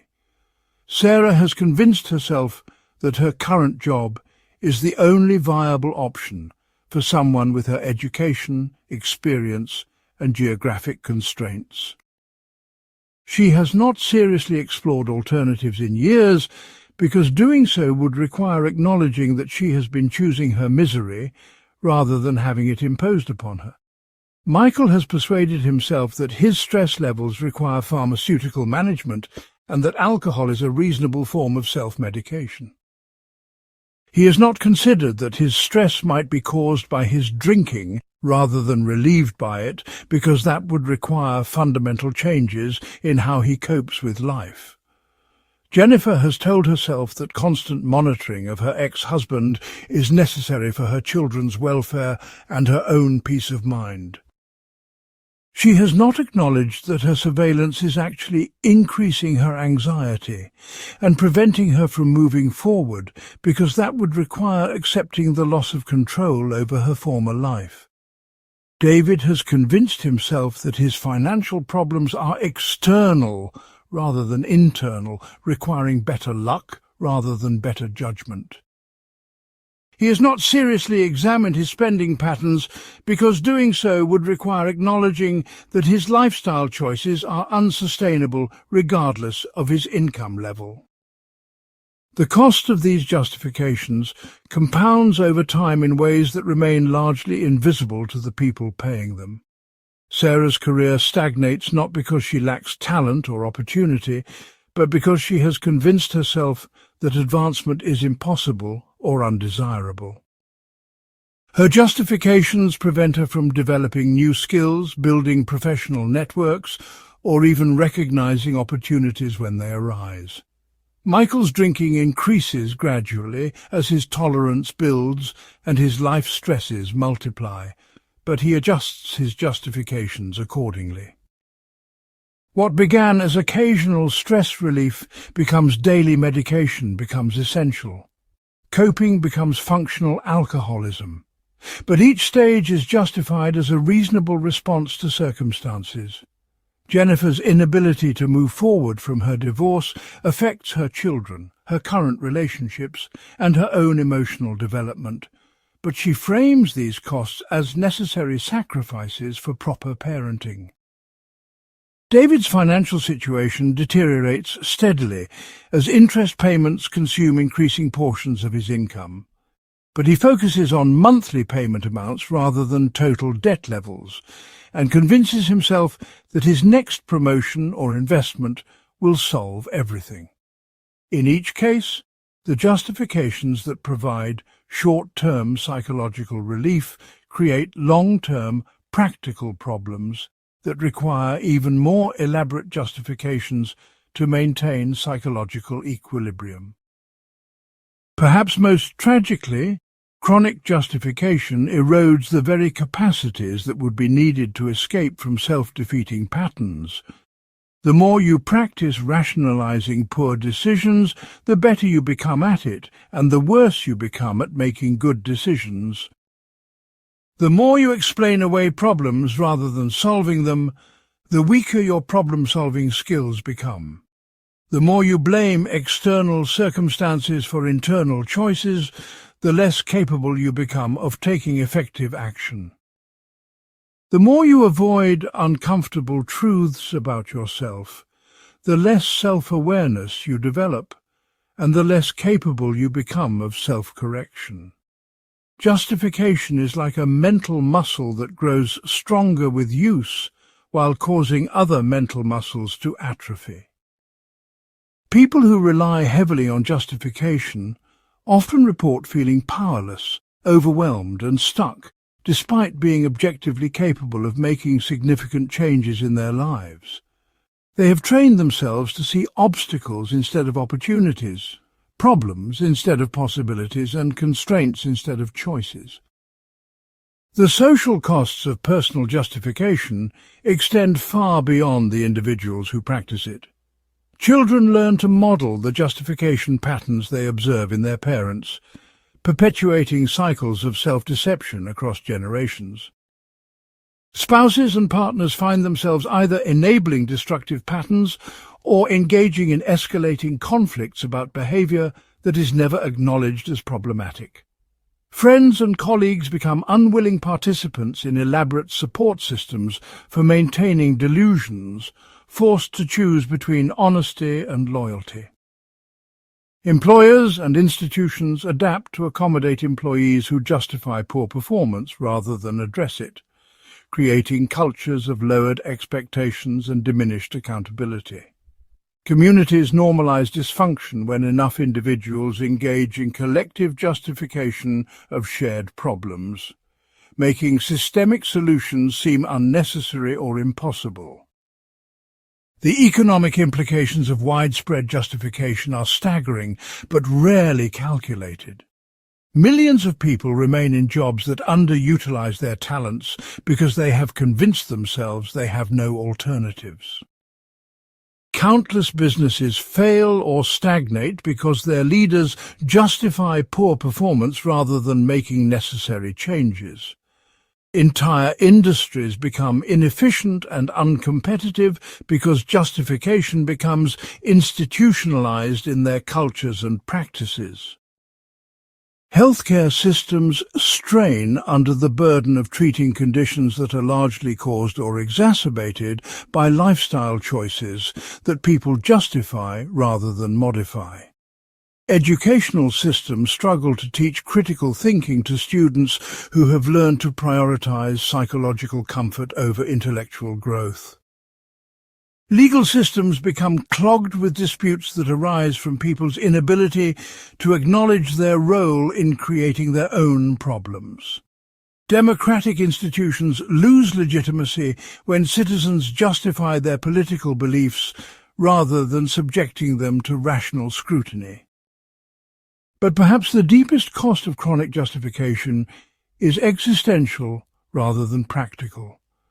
People who spend their lives explaining away their choices rather than making better choices never discover what they are truly capable of becoming. They remain trapped in versions of themselves that are far smaller and less interesting than their actual potential. They experience life as a series of things that happen to them rather than things they create through conscious choice and deliberate action. They develop learned helplessness about their most important life circumstances and learned blindness about their most significant opportunities. They mistake their justifications for their identity and their limitations for their essence. In trying to protect themselves from the anxiety of responsibility and the pain of growth, they sentence themselves to lives of diminished possibility and unrealized dreams. The very mechanisms they use to avoid suffering become the sources of their deepest suffering. The chains they forge to feel secure become the prisons that prevent their liberation. And the most tragic part is that these chains are always lighter than they appear, and the prisons are always easier to escape than their occupants believe. The only thing standing between most people and significantly better lives is their own carefully constructed system of justifications for why better lives are impossible or undesirable. Freedom is always available, but it requires giving up the stories that make captivity comfortable. Part 11. The Mirror of Self-Recognition. The most difficult person to catch in the act of self-deception is yourself. You can spot rationalization in your friends with laser precision, identify projection in your colleagues with clinical accuracy, and diagnose denial in your family members with devastating clarity. But when it comes to your own mental gymnastics, you are like a magician trying to catch yourself performing tricks. The very mechanisms you would need to examine your justifications are the same mechanisms that create them in the first place. It is like trying to see your own blind spot or bite your own teeth. The observer and the observed are the same person. The detective and the criminal share the same mind.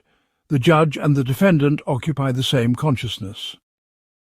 Yet, recognition is possible, though it requires a kind of psychological courage that most people find almost unbearable.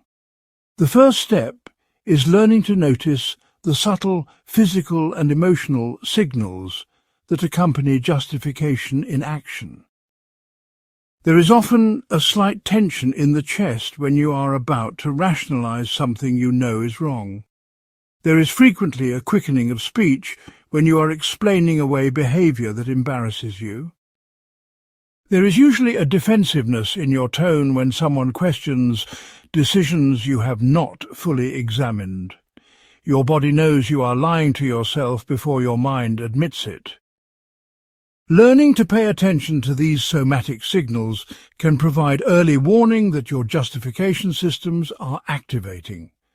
But this requires developing a level of self-awareness that most people actively avoid because it makes comfortable self-deceptions much harder to maintain.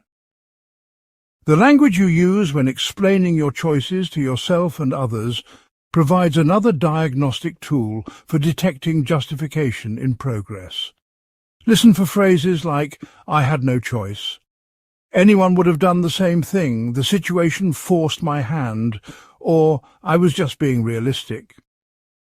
These linguistic patterns often signal that you are transforming choices into necessities and agency into victimhood. Notice when you find yourself saying, "I would never normally do this, but," or "this is just temporary until," or "I only did it because." These qualifying phrases frequently introduce elaborate rationalizations for behavior that violates your stated values or long-term interests. Pay attention to how much time and energy you spend explaining your decisions compared to how much time you spend making them. If you find yourself constructing lengthy justifications for choices that should be obviously right, you may be trying to convince yourself rather than inform others. The need for extensive explanation often indicates that something requires extensive justification.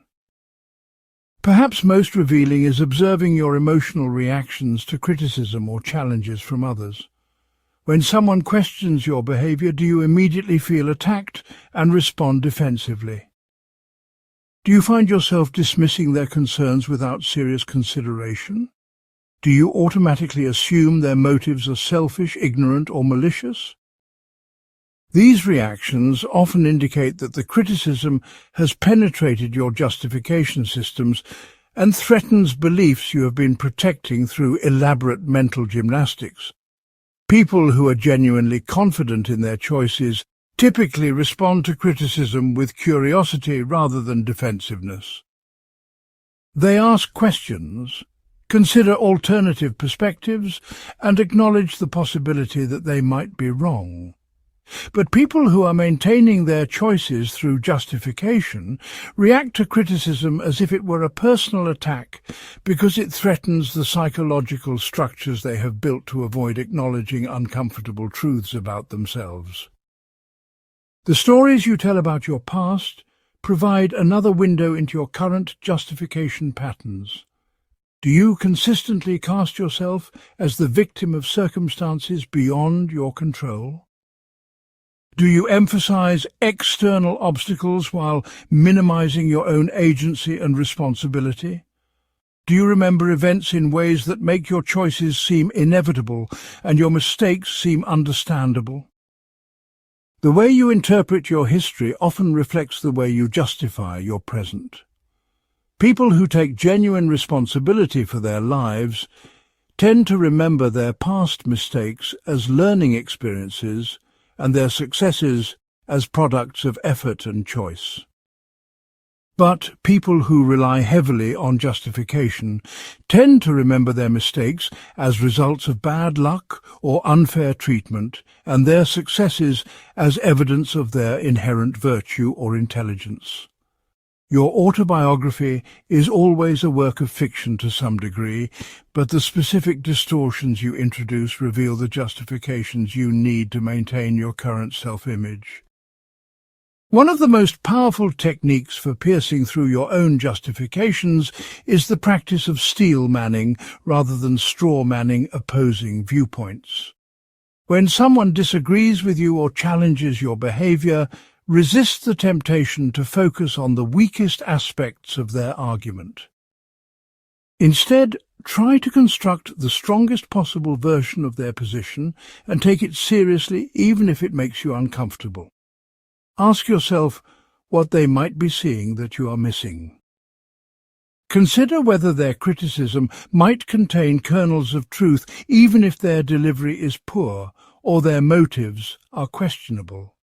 This is extraordinarily difficult because it requires temporarily abandoning the psychological defenses that make you feel safe and justified. But it is often the only way to discover the truths about yourself that your justification systems are designed to hide. The arguments that make you most angry or defensive are often the ones most worth examining carefully. Another diagnostic approach involves examining the gap between your stated values and your actual behavior. Most people can articulate admirable principles about honesty, responsibility, compassion, and integrity. But few people live consistently according to these principles because doing so is difficult and sometimes costly.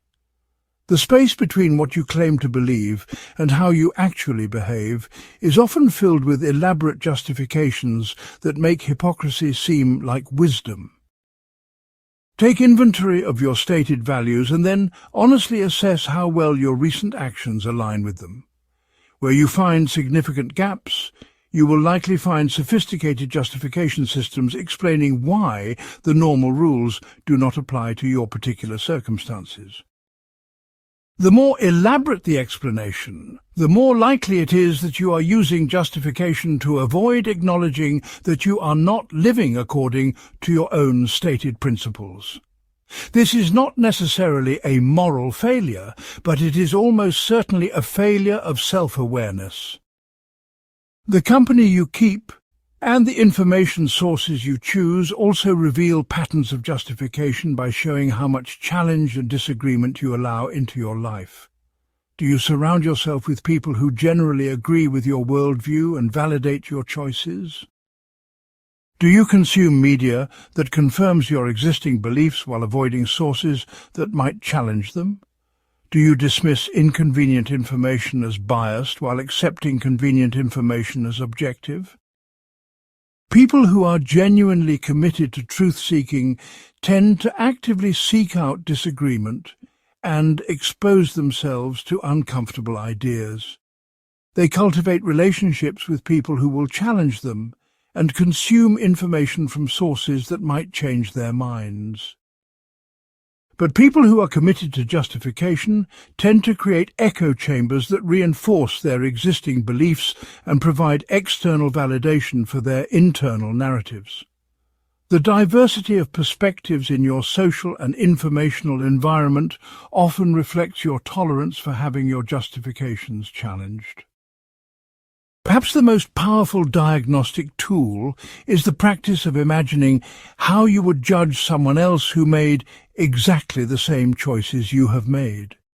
If your friend stayed in a job they hated for the same reasons you stay in yours, would you think their reasons were compelling, or would you see them as excuses? If your colleague handled a difficult situation exactly the way you handled yours, would you admire their wisdom or question their judgment? If a stranger engaged in the same behaviours you engage in, would you see them as reasonable or problematic? This thought experiment can reveal the double standards that justification creates, where the same actions seem necessary when you perform them, but questionable when others do. The harshness you apply to others' choices often reveals the mercy you're granting to yourself through hidden justifications. The ultimate test of self-recognition is your willingness to change course when you discover that you have been deceiving yourself. Spotting your own justifications is only valuable if you are prepared to act on what you discover. But most people, even when they recognize their self-deception, choose to continue it because the alternatives seem too difficult, too costly, or too uncertain. The real measure of psychological courage is not just seeing through your own justifications, but being willing to live without them.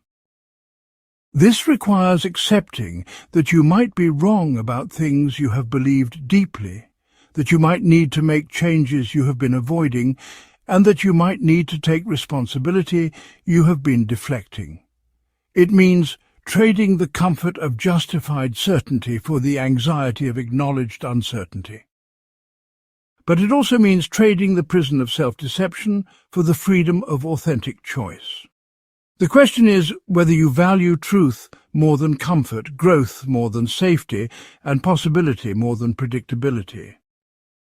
Your answer to that question will determine whether you remain trapped in your own justifications or find the courage to see yourself clearly and live accordingly. Part 12.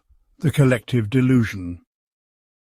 When an entire society begins to practice the same forms of justification simultaneously, individual self-deception transforms into something far more dangerous, collective delusion that can persist for generations and destroy civilizations.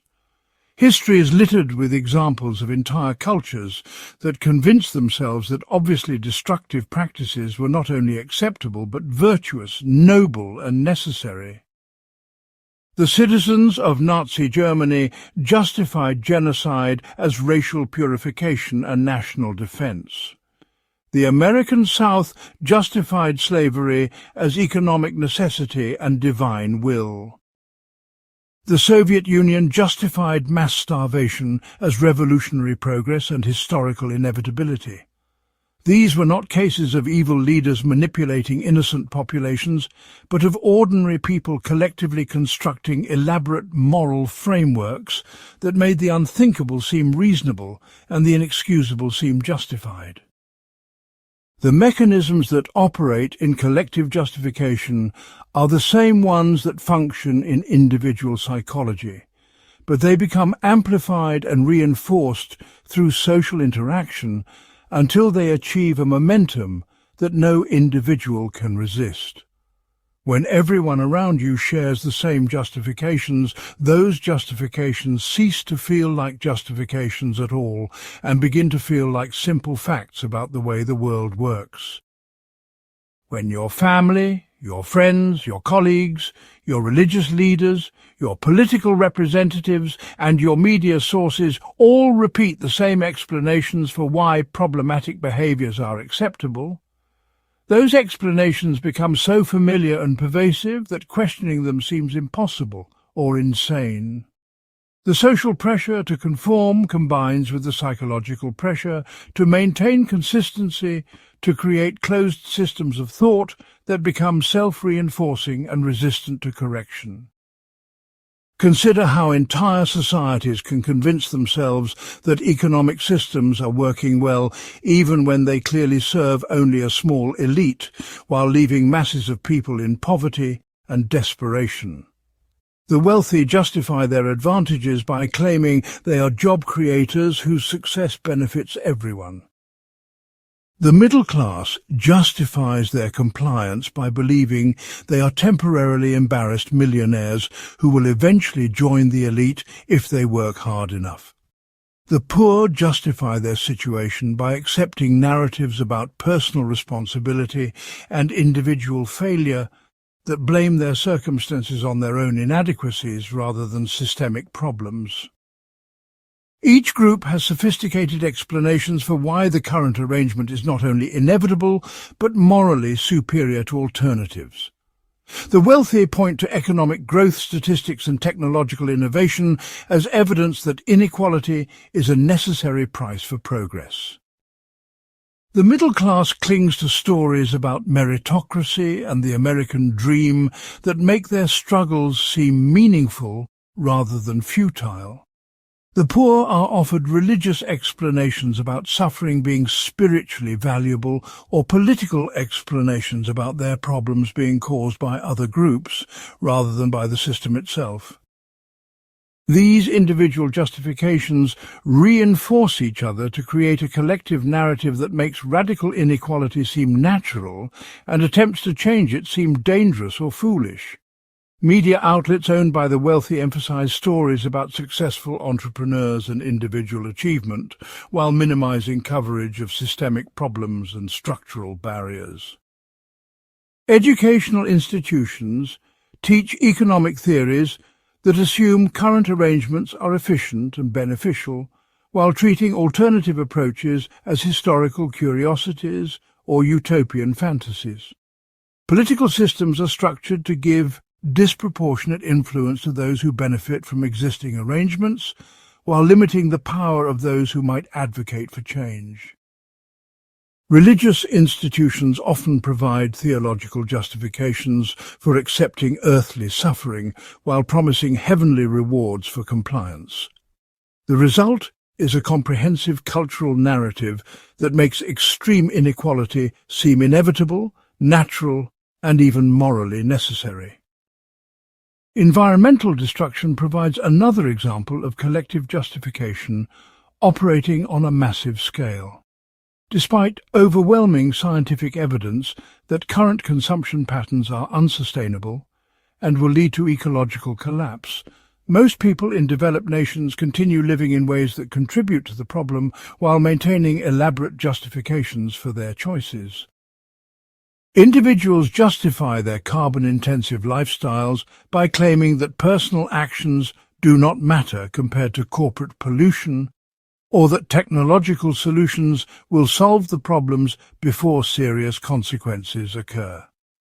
Corporations justify environmentally destructive practices by pointing to consumer demand, regulatory compliance, and fiduciary responsibilities to shareholders. Governments justify inadequate action by claiming that economic growth is necessary for funding environmental protection and that unilateral action would disadvantage their nations competitively.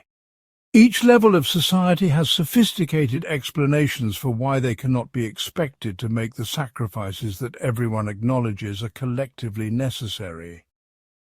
The justifications interlock to create a system where everyone can claim to be acting responsibly while no one takes actual responsibility for the collective outcome. Consumers blame producers for creating harmful products, while producers blame consumers for demanding them. Rich nations blame poor nations for increasing their emissions, while poor nations blame rich nations for historical emissions and current overconsumption.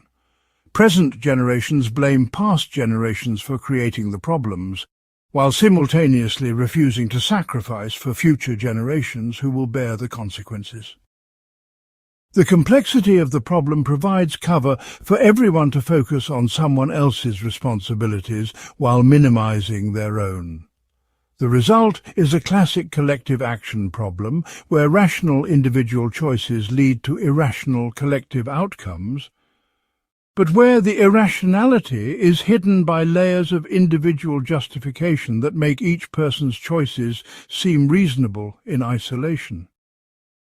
Political polarization represents perhaps the most visible form of collective justification in contemporary society. Entire segments of the population have convinced themselves that their political opponents are not just wrong about policy questions, but are fundamentally evil, treasonous, or mentally ill. Each side has developed elaborate explanations for why their opponent's apparent reasonableness is actually evidence of deception, manipulation, or delusion. Information that contradicts preferred narratives is dismissed as propaganda, while information that confirms them is accepted uncritically, regardless of its source or quality. The process becomes self-reinforcing, as each side's justifications for dismissing the other side's concerns make them less capable of understanding legitimate grievances and more likely to interpret disagreement as evidence of bad faith. The result is two populations living in incompatible versions of reality, each convinced that the other is engaged in elaborate self-deception while remaining blind to their own. The digital age has accelerated and intensified collective justification by creating technological systems that automatically sort people into like-minded communities and feed them information that confirms their existing beliefs. Social media algorithms designed to maximize engagement systematically promote content that generates strong emotional reactions, which tends to be content that validates users' prejudices and inflames their grievances against outgroups. The result is the emergence of parallel information ecosystems where different populations receive completely different facts about the same events and develop completely different explanations for why those facts are true or false. These technological systems have industrialized the production of justification, creating automated processes that generate personalized rationalizations for whatever beliefs and behaviors users want to maintain. The long-term consequences of collective justification are difficult to predict, but potentially catastrophic because they prevent societies from responding rationally to genuine threats and opportunities. When entire populations convince themselves that obvious problems are not really problems, or that ineffective solutions are actually working, they lose the capacity for course correction that is essential for social survival. Civilizations that become trapped in collective delusions often persist in them until external forces create crises so severe that the justifications become impossible to maintain. But by that point, the damage may be irreversible, and the costs of change may be far higher than they would have been if the problems had been acknowledged and addressed earlier.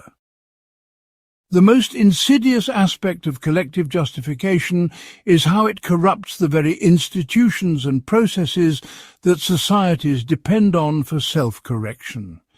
When scientific institutions become politicized, they lose their capacity to provide objective information about policy-relevant questions. When educational institutions become ideological, they lose their ability to teach critical thinking and intellectual honesty.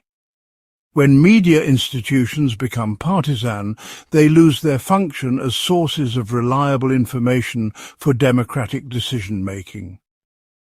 When legal institutions become corrupted, they lose their role as impartial arbiters of disputes and enforcers of social norms. Each institution's corruption makes the others more vulnerable because there are fewer sources of external accountability and independent judgment. The solution to collective justification is not individual heroism, but institutional design that creates systematic incentives for truth-seeking and systematic penalties for self-deception. This requires building redundancy into social systems so that no single institution or group can control the flow of information. It requires creating transparency mechanisms that make the costs of collective delusions visible to those who are paying them. It requires establishing accountability systems that connect decision-making authority with responsibility for outcomes. Most importantly, it requires cultivating cultural values that prioritize truth-seeking over comfort, intellectual humility over certainty, and long-term thinking over short-term gratification. These are not natural human tendencies, but learned behaviors that must be continuously reinforced through social institutions and cultural practices. Without deliberate effort to counter the human tendency toward justification, societies will inevitably drift toward collective delusions that serve the psychological needs of their members while undermining their long-term survival and flourishing. Part 13. Truth or Comfort, the Ultimate Choice. At the deepest level, the gymnastics of justification represents humanity's ongoing struggle with a fundamental question that has tormented philosophers for millennia. Is truth always valuable, or are there circumstances where useful lies serve us better than uncomfortable realities? This is not an abstract philosophical puzzle, but a practical dilemma that every person faces multiple times every day. Do you want to know that your marriage is failing, or would you prefer to maintain the illusion that your problems are temporary and solvable? Do you want to understand that your career choices have limited your potential, or would you rather believe that external circumstances prevented your success? Do you want to acknowledge that your lifestyle is unsustainable, or would you prefer to assume that technological solutions will eliminate the need for personal sacrifice? These choices between truth and comfort shape the trajectory of individual lives and entire civilizations. The case for choosing comfort over truth is stronger than most truth seekers care to admit. Human beings are not purely rational creatures designed to process information objectively and make optimal decisions based on accurate data. We are emotional, social, meaning-making creatures who need hope, purpose, and belonging more than we need factual accuracy.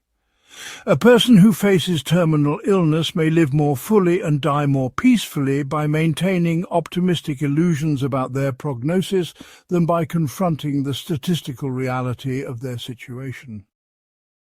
A community facing economic decline may preserve social cohesion and collective morale better by focusing on stories of past glory and future revival than by acknowledging the harsh realities of their circumstances.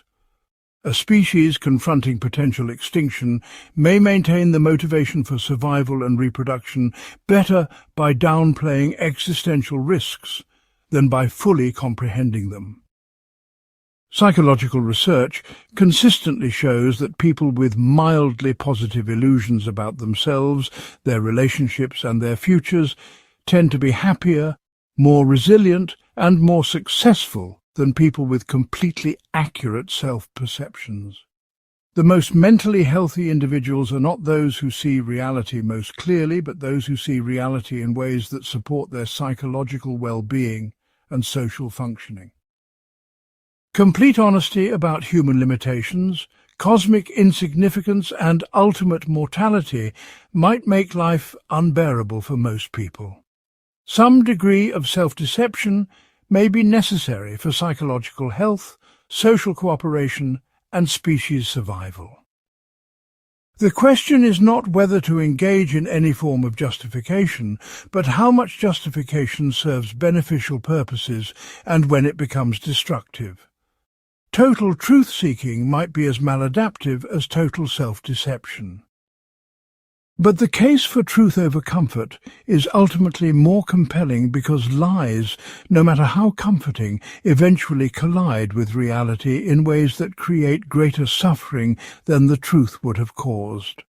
The person who refuses to acknowledge their terminal illness may miss opportunities for meaningful closure and preparation that could benefit both themselves and their loved ones. The community that maintains unrealistic optimism about its economic prospects may fail to make necessary adaptations that could improve their actual situation. The species that denies existential risks may fail to take precautions that could prevent or mitigate catastrophic outcomes. Reality has a way of asserting itself regardless of what people choose to believe about it. The universe does not adjust itself to accommodate human psychological needs, and natural laws do not suspend themselves to preserve human illusions. Moreover, the short-term psychological benefits of comforting lies often come at the cost of long-term personal development and authentic relationships. People who consistently choose comfortable illusions over uncomfortable truths tend to become increasingly disconnected from reality and from other people who see them clearly. They develop elaborate defensive systems that protect their illusions, but also isolate them from genuine feedback and growth opportunities. Their relationships become shallow and performative because they can only connect with others who validate their self-deceptions or who engage in complementary forms of mutual deception. Their decision-making becomes increasingly poor because it is based on increasingly inaccurate information about themselves and their circumstances. They may feel happier in the short term, but they miss opportunities for genuine fulfillment that requires accurate self-knowledge and authentic engagement with reality. The social costs of widespread preference for comfort over truth are even more severe. Democratic societies depend on citizens' ability to make rational decisions based on accurate information about complex policy questions. When large numbers of people choose comforting lies over uncomfortable truths about economics, science, history, or social problems, democratic governance becomes impossible. Markets depend on participants having reasonably accurate information about prices, risks, and opportunities. When systematic deception or self-deception distorts this information, market mechanisms fail and resources are misallocated. Scientific progress depends on researchers' willingness to acknowledge when their hypotheses are wrong and adjust their theories accordingly. When scientific institutions become corrupted by political or economic pressures to reach predetermined conclusions, the entire knowledge creation process breaks down. Social trust depends on people's confidence that others are generally honest in their communications and reliable in their commitments. When justification becomes so pervasive that it undermines shared standards of truth and accountability, social cooperation becomes difficult and collective problem-solving becomes impossible. Perhaps most importantly, the choice between truth and comfort is rarely binary in practice. The question is usually not whether to embrace complete honesty or total delusion, but how to balance accuracy with psychological sustainability. This requires developing what might be called calibrated honesty, the ability to face difficult truths gradually in manageable doses, with appropriate support systems and coping strategies. It means learning to distinguish between helpful illusions that enhance functioning and harmful delusions that impair judgment. It involves cultivating the emotional resilience and social connections that make truth-telling bearable and truth-seeking sustainable. Most people need some degree of optimism, hope, and positive self-regard to function effectively, but they also need enough contact with reality to make good decisions and adapt to changing circumstances. The development of this calibrated honesty is perhaps the central challenge of human psychological development.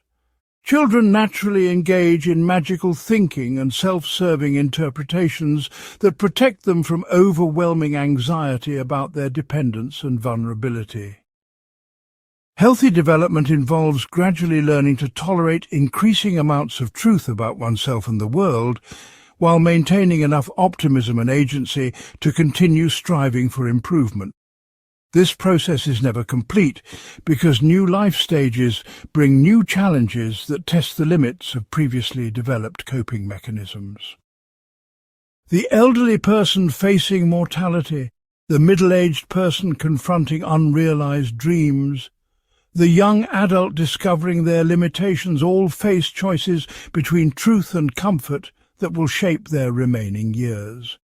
The quality of their choices depends largely on their capacity to find meaning and purpose in accurate self-knowledge rather than in comforting self-deceptions. Ultimately, the choice between truth and comfort may be less important than the choice of how to hold whatever beliefs you choose to hold.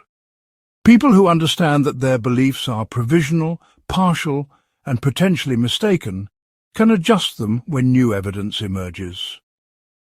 People who recognize that their self-concepts are constructed rather than discovered can modify them when change seems beneficial.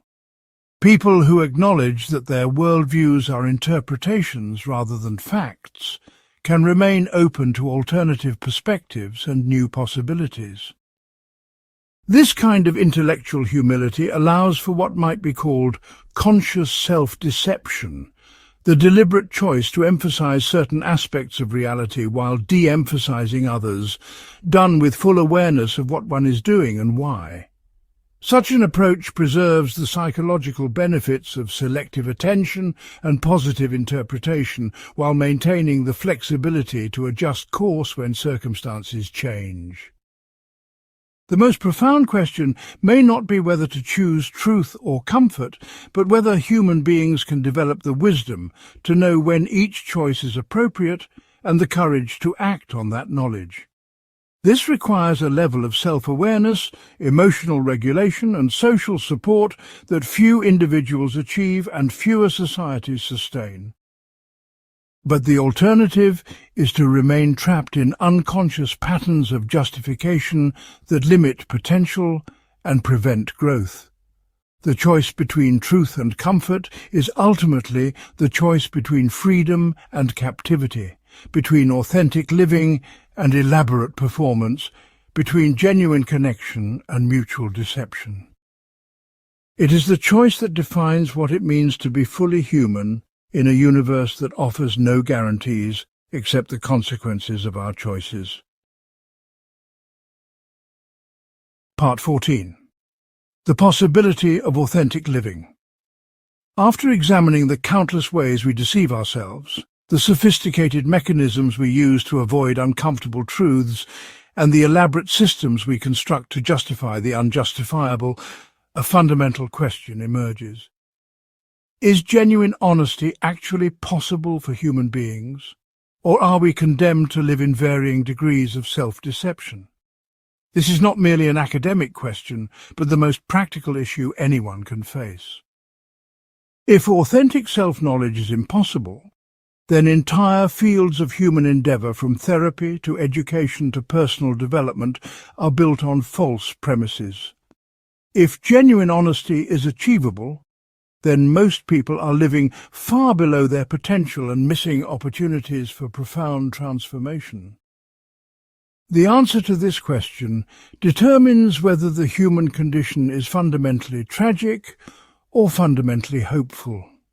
It shapes how we approach relationships, career decisions, moral choices, and the basic challenge of how to live a meaningful life. The pessimistic view, supported by mountains of psychological research, suggests that self-deception is so fundamental to human psychology that complete honesty may be neither possible nor desirable.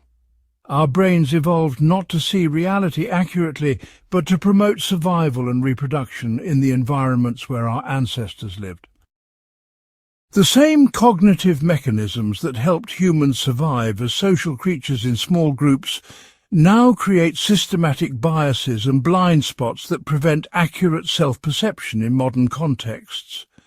We are programmed to see ourselves as more attractive, more intelligent, more moral and more competent than we actually are, because these positive illusions promote confidence, social bonding, and persistent effort in the face of setbacks. Complete honesty about human limitations, cosmic insignificance, and ultimate mortality might be psychologically devastating for most people. Some degree of self-deception may be necessary for mental health, social functioning, and species survival. Moreover, the social nature of human existence makes individual honesty depend on collective honesty in ways that create impossible coordination problems. You cannot be completely honest about your thoughts and feelings if doing so would destroy your relationships, end your career, or isolate you from your community.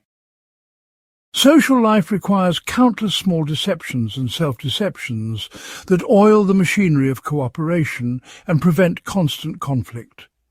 Political systems depend on citizens accepting simplified narratives about complex issues that no individual can fully understand. Economic systems require consumers to maintain optimistic assumptions about future income and workers to accept explanations for their circumstances that may not reflect structural realities. Even intimate relationships involve mutual agreements to overlook certain flaws and maintain certain illusions that preserve love and commitment. Complete honesty might unravel the social fabric that makes civilization possible. Individual authenticity might require a level of social isolation that defeats its own purpose. But the optimistic view, supported by contemplative traditions and therapeutic practices from around the world, suggests that extraordinary levels of self-awareness and authentic living are achievable for human beings willing to undertake the necessary work. Buddhist meditation practices have developed techniques for observing the mind with such precision that practitioners can witness the arising and passing of thoughts, emotions, and sensations without being captured by them. Psychoanalytic approaches have created methods for uncovering unconscious patterns and motivations that operate below the threshold of ordinary awareness. Existential philosophies have articulated frameworks for taking radical responsibility for one's choices and creating authentic meaning in an apparently meaningless universe. Modern therapy modalities have demonstrated that people can overcome decades of self-defeating patterns and develop healthier relationships with themselves and others. These diverse approaches agree that while complete objectivity about oneself may be impossible, dramatic increases in self-awareness and authentic living are certainly achievable. The key insight from successful approaches to authentic living is that honesty is not a destination, but a practice. It is not a state of perfect self-knowledge that one achieves and then maintains, but an ongoing process of inquiry, discovery, and integration that continues throughout life. Authentic living involves developing the courage to face uncomfortable truths about yourself gradually, with appropriate support, and in contexts that make growth possible rather than overwhelming. It requires cultivating the emotional regulation skills that allow you to experience difficult emotions without being destroyed by them, or needing to escape into denial and rationalization.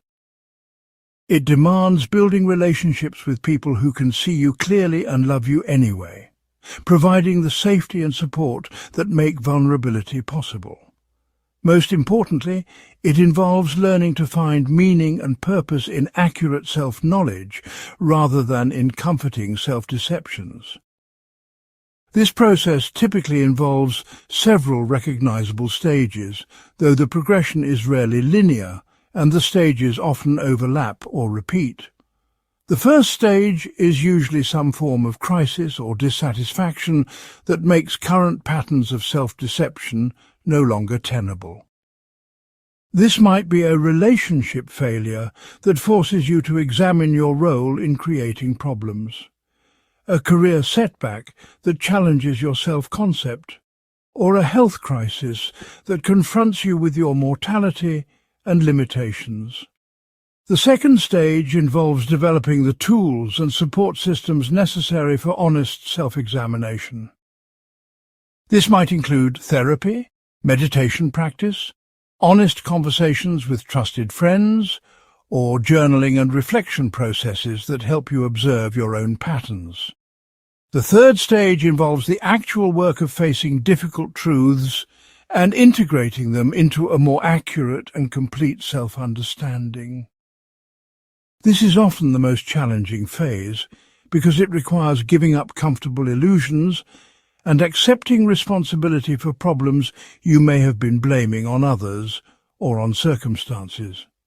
The fourth stage involves learning to live according to this new understanding, making decisions based on accurate self-knowledge rather than wishful thinking or defensive reactions. The benefits of this process are profound, but often different from what people expect when they begin. Greater honesty does not necessarily lead to greater happiness in any simple sense, but it typically leads to greater freedom, authenticity, and effectiveness. People who develop accurate self-knowledge often report feeling more at peace with themselves, even when they are not particularly pleased with what they discover. They experience less internal conflict because they are not constantly managing contradictions between their self-image and their actual behavior. Their relationships become deeper and more genuine because they are able to connect with others from a place of authenticity rather than performance. Their decision-making improves because it is based on realistic assessments of their capabilities, limitations and circumstances, rather than on wishful thinking or defensive reactions. They become more resilient in the face of criticism and setbacks because their self-worth is not dependent on maintaining illusions that external events can threaten. Most importantly, they develop the capacity for continued growth and change because they are not invested in defending fixed self-concepts that prevent learning and adaptation. However, the pursuit of authentic living also involves real costs and risks that should not be minimized.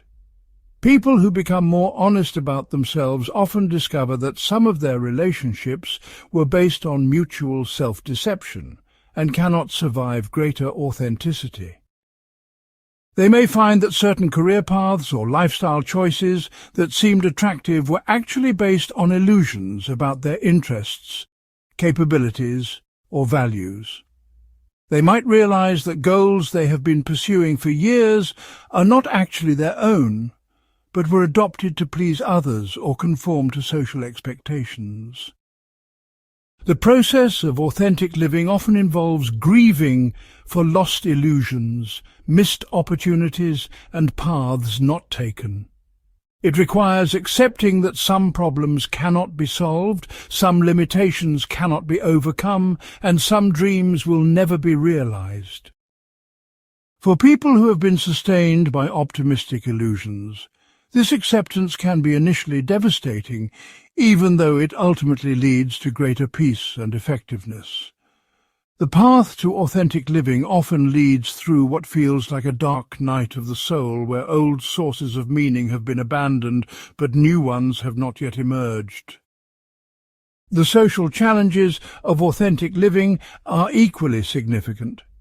People who develop genuine self-awareness often find themselves out of step with social norms and group dynamics that depend on shared illusions and mutual deception. They may become less willing to participate in conversations that require them to pretend agreement with ideas they find questionable, or to maintain relationships that demand performance rather than authenticity. They might find themselves isolated from communities that cannot tolerate the level of honesty they have learned to value.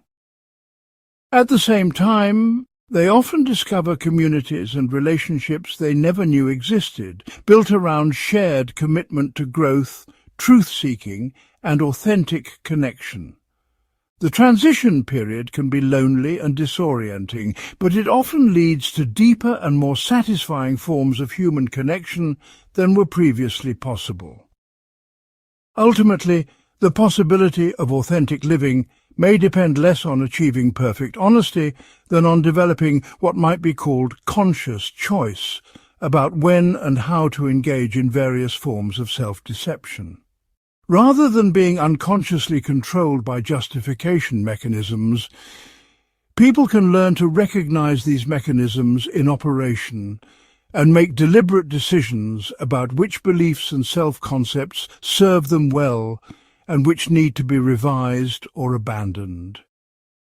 This approach preserves the psychological benefits of selective attention and positive interpretation while maintaining the flexibility necessary for continued growth and adaptation. It allows people to maintain hope and motivation while staying grounded in reality. It enables genuine connection with others while respecting the social requirements of cooperation and mutual support. Most importantly, it preserves human agency and responsibility while acknowledging the very real constraints and limitations that shape human existence. Authentic living may not require perfect honesty, but it does require honest acknowledgement of when and why you choose to be less than completely honest with yourself and others. Part 15. Breaking the spell. You have spent your entire life under an enchantment so subtle and pervasive that you never realized it was there. Like a fish that has never experienced dry land and therefore cannot conceive of wetness, you have lived inside systems of justification so complete that you mistake them for reality itself. But now, having seen the mechanisms in operation, having traced the patterns across psychology and philosophy, politics and religion, corporations and cults, individuals and societies, you can no longer claim ignorance. The spell is breaking, and with its dissolution comes both terrible freedom and extraordinary possibility. The question that remains is not whether you will continue to engage in justification, but whether you will do so consciously or unconsciously, deliberately or automatically, skillfully or destructively. The power to choose your level of self-deception may be the closest thing to genuine freedom that human beings can achieve. Breaking free from unconscious justification begins with the recognition that every story you tell about yourself, every explanation you offer for your circumstances, every belief you hold about how the world works, is a construction rather than a discovery. You are not uncovering pre-existing truths about your identity, your relationships, or your possibilities. You are actively creating interpretations that serve particular psychological needs at particular moments in particular contexts. This does not make your interpretations false or worthless, but it does make them provisional and revisable rather than eternal and absolute. When you understand that you are the author of your own story rather than its victim, you begin to take responsibility for the plot, the characters, and the ending. You stop being trapped by narratives that no longer serve you and start crafting stories that support your highest possibilities. The process of conscious story creation requires developing what might be called metacognitive awareness, the ability to observe your own thinking processes while they are happening. This means learning to catch yourself in the act of rationalization, to notice when you are projecting your own issues onto others, to recognize when you are denying obvious realities. It involves paying attention to the emotional and physical signals that accompany justification in progress. The tightness in your chest when you are about to rationalize something you know is wrong. The defensiveness in your voice when someone questions decisions you have not fully examined, the elaborate explanations that emerge when simple honesty would be more accurate. Metacognitive awareness is like developing a muscle that gets stronger with practice but atrophies without use. The more you practice observing your own mental processes, the more choice you develop about which processes to follow and which to redirect. But this practice requires consistent effort and tremendous patience, because the patterns you are trying to change have been decades in the making and are deeply embedded in your neural circuitry and social relationships. The cultivation of intellectual humility provides another essential tool for breaking free from unconscious justification. This involves recognizing that your perspective, no matter how carefully developed, is inevitably limited by your particular history, culture, neurology, and circumstances. It means accepting that you might be wrong about things you believe deeply, and that people who disagree with you might have access to important truths that you are missing. Intellectual humility does not require abandoning all convictions or becoming paralyzed by uncertainty, but it does require holding your beliefs lightly enough that they can be revised when new evidence emerges. This is perhaps the most difficult aspect of breaking free from justification, because it requires giving up the psychological comfort that comes from feeling certain about important questions. But it is also the most liberating because it opens up possibilities for growth and discovery that are impossible when you are defending fixed positions rather than exploring open questions. Building genuine relationships provides the social foundation that makes individual honesty sustainable. Most people maintain their justifications partly because they fear that honest self-examination will reveal things that make them unlovable or unacceptable to others. They need relationships with people who can see them clearly and love them anyway, providing the safety that makes vulnerability possible. This typically requires moving beyond relationships based on mutual validation of each other's illusions toward relationships based on mutual commitment to growth and truth-telling. Such relationships are rare because they require both parties to value authenticity more than comfort and growth more than stability. But they are essential because individual efforts to break free from justification often collapse under social pressure, to conform to group norms and shared illusions. The people who successfully develop authentic relationships often find that the quality of their connections with others improves dramatically, even as the quantity of their relationships may decrease. They lose acquaintances who require performance and pretense, but gain friends who appreciate genuineness and depth. Developing practical skills for dealing with uncertainty and discomfort makes it possible to face difficult truths without being overwhelmed by them. This might involve meditation practices that teach you to observe difficult emotions without being controlled by them.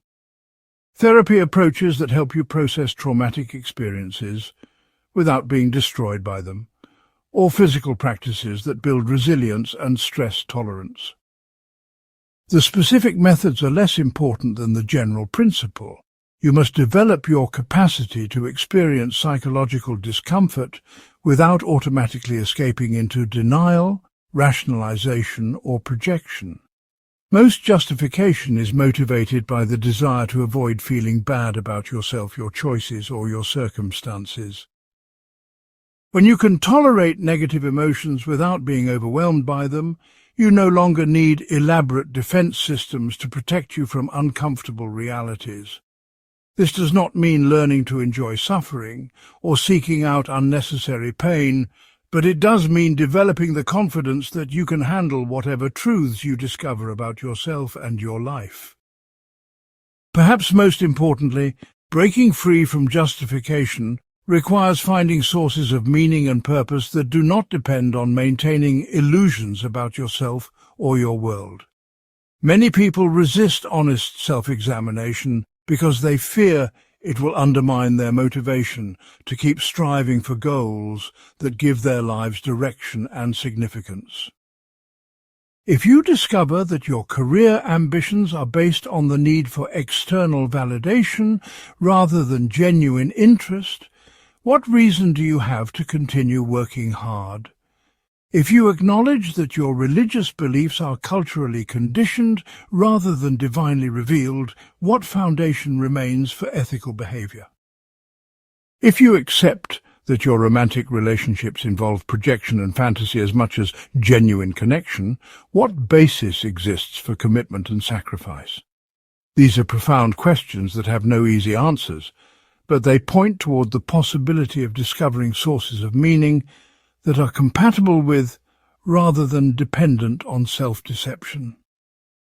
The exploration of such questions often leads to what might be called existential authenticity, the capacity to create meaning and purpose through conscious choice rather than unconscious conditioning.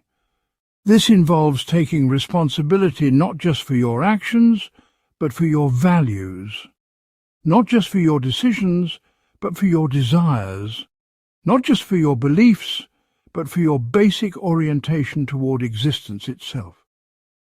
It means recognizing that you can choose to find life meaningful and worthwhile, even in full awareness of its limitations, uncertainties, and ultimate transience. You can decide to love other people even while acknowledging that your love is conditioned by psychological needs and evolutionary programming. You can commit to ethical behavior even while accepting that your moral intuitions are culturally influenced rather than cosmically mandated.